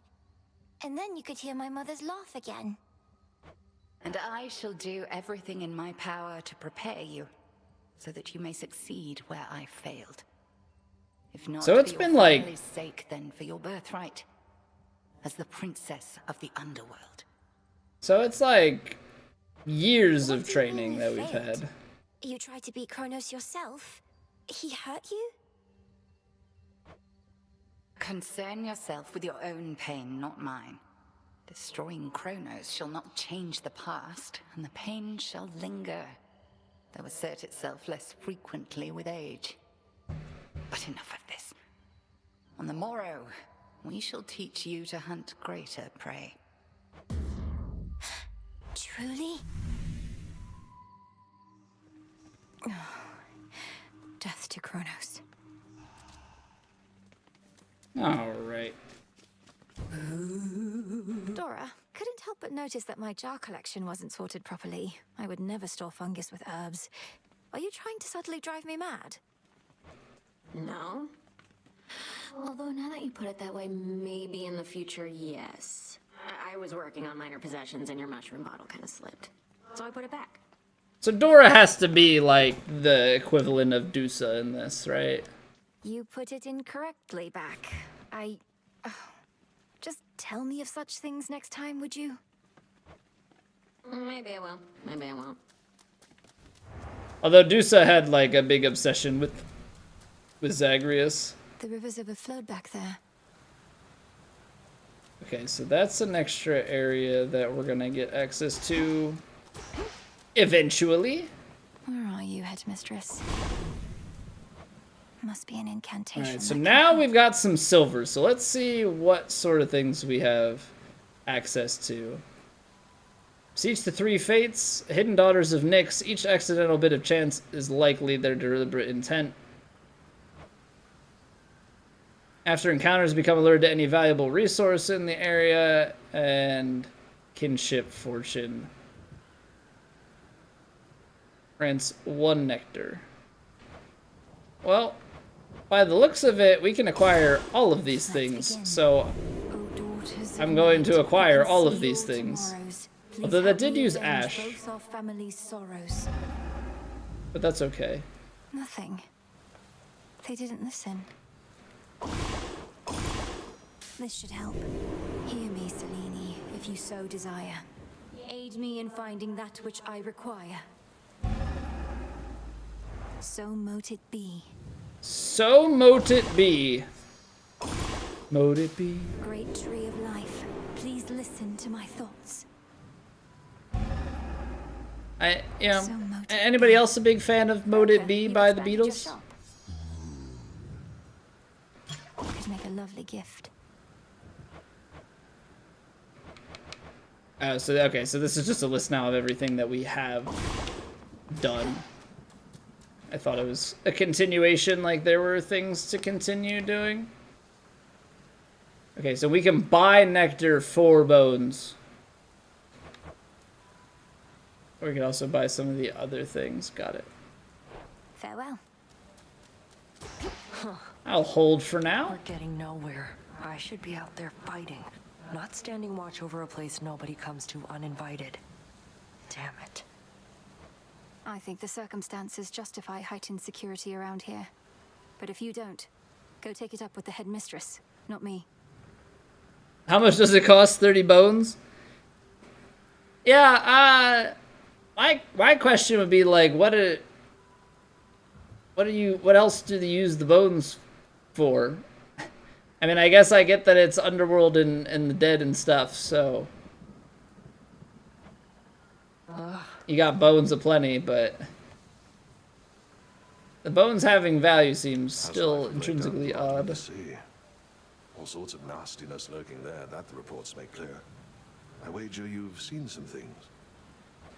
You'd win that wager handily. The worst of them has to be the sea monstrous called Skilla and a siren friends. They have this ridiculous act. What, Skiller's still around? The sirens, no less? It's a wonder you made it back. Well, please tell me you didn't listen to a word they sang. Oh, I heard an earful. Crafting weapons from the bones of your enemies. Can you imagine if there was like a huge elaborate like weapon scheme based on different combinations of bones you found? Attends a certain thicket of the crossroads whenever she requires time to think and plan. Although, you know what? I guess that would just make this game Monster Hunter at that point. So never mind. That already exists. The Arcana.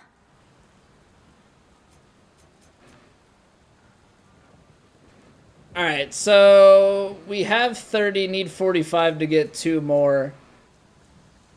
Can't get a Death Defiance without 4 more Ash.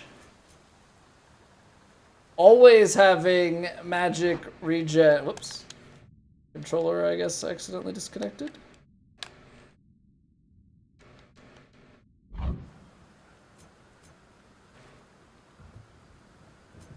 That's as much as we could afford. It would also unlock 2 things.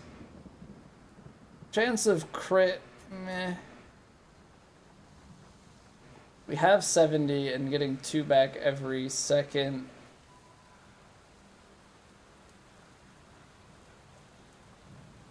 That would kind of mean that you could, I mean, it's a faster, Demeter's is a faster one, but having this on, I think for now, I know that I want, or I think that I want Death Defiance. I mean, I suppose, I mean, both of these cost the same. Maybe we take the Death Defiance. Stores to 40% of health. 40% health and 40% magic. You say we have 100 health, it gives us an extra 40. I mean, having more Omega attacks in the bank is also not too bad. Maybe early on Death Defiance is gonna be good. The Silver Pool. Okay, so now that we have silver, we can make... you need silver for all of these. Okay.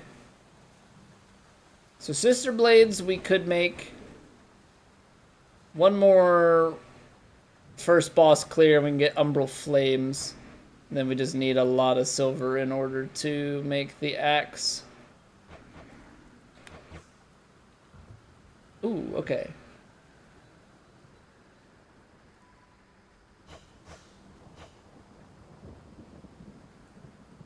Need 10 for the spade. I feel like we want to take the pick for now, just to, I mean, obviously I know there's like limestone and stuff for later that we haven't really seen what we do with that, but it might be worthwhile if we get 15, 16, 19, 34 silver. I mean, that would get all of our silver requirements that we know of before we swap out. I mean, there's definitely some merit to the compelling loan shades and gaining psyche, because then that obviously upgrades our arcana cards and everything. But I guess for now we'll stick with the pick. I mean, I suppose we can build that and then kind of decide.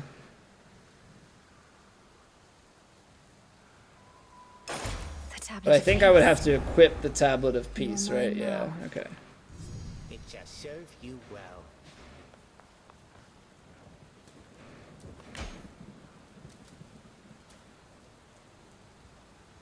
We'll probably... I mean, upgrading my character versus getting the silver... I mean, silver gives us the ability to get some other things, so... Being a shadowy denizen of the underworld comes with certain perks, young one. Take, for instance, how, when you dash, nothing can touch you. We are the unseen, at one with the darkness and the dead.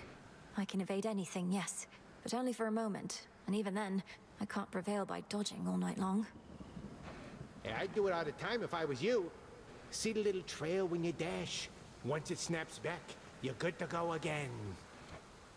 The shadow follows. Okay. So once that shadow... That's good to know.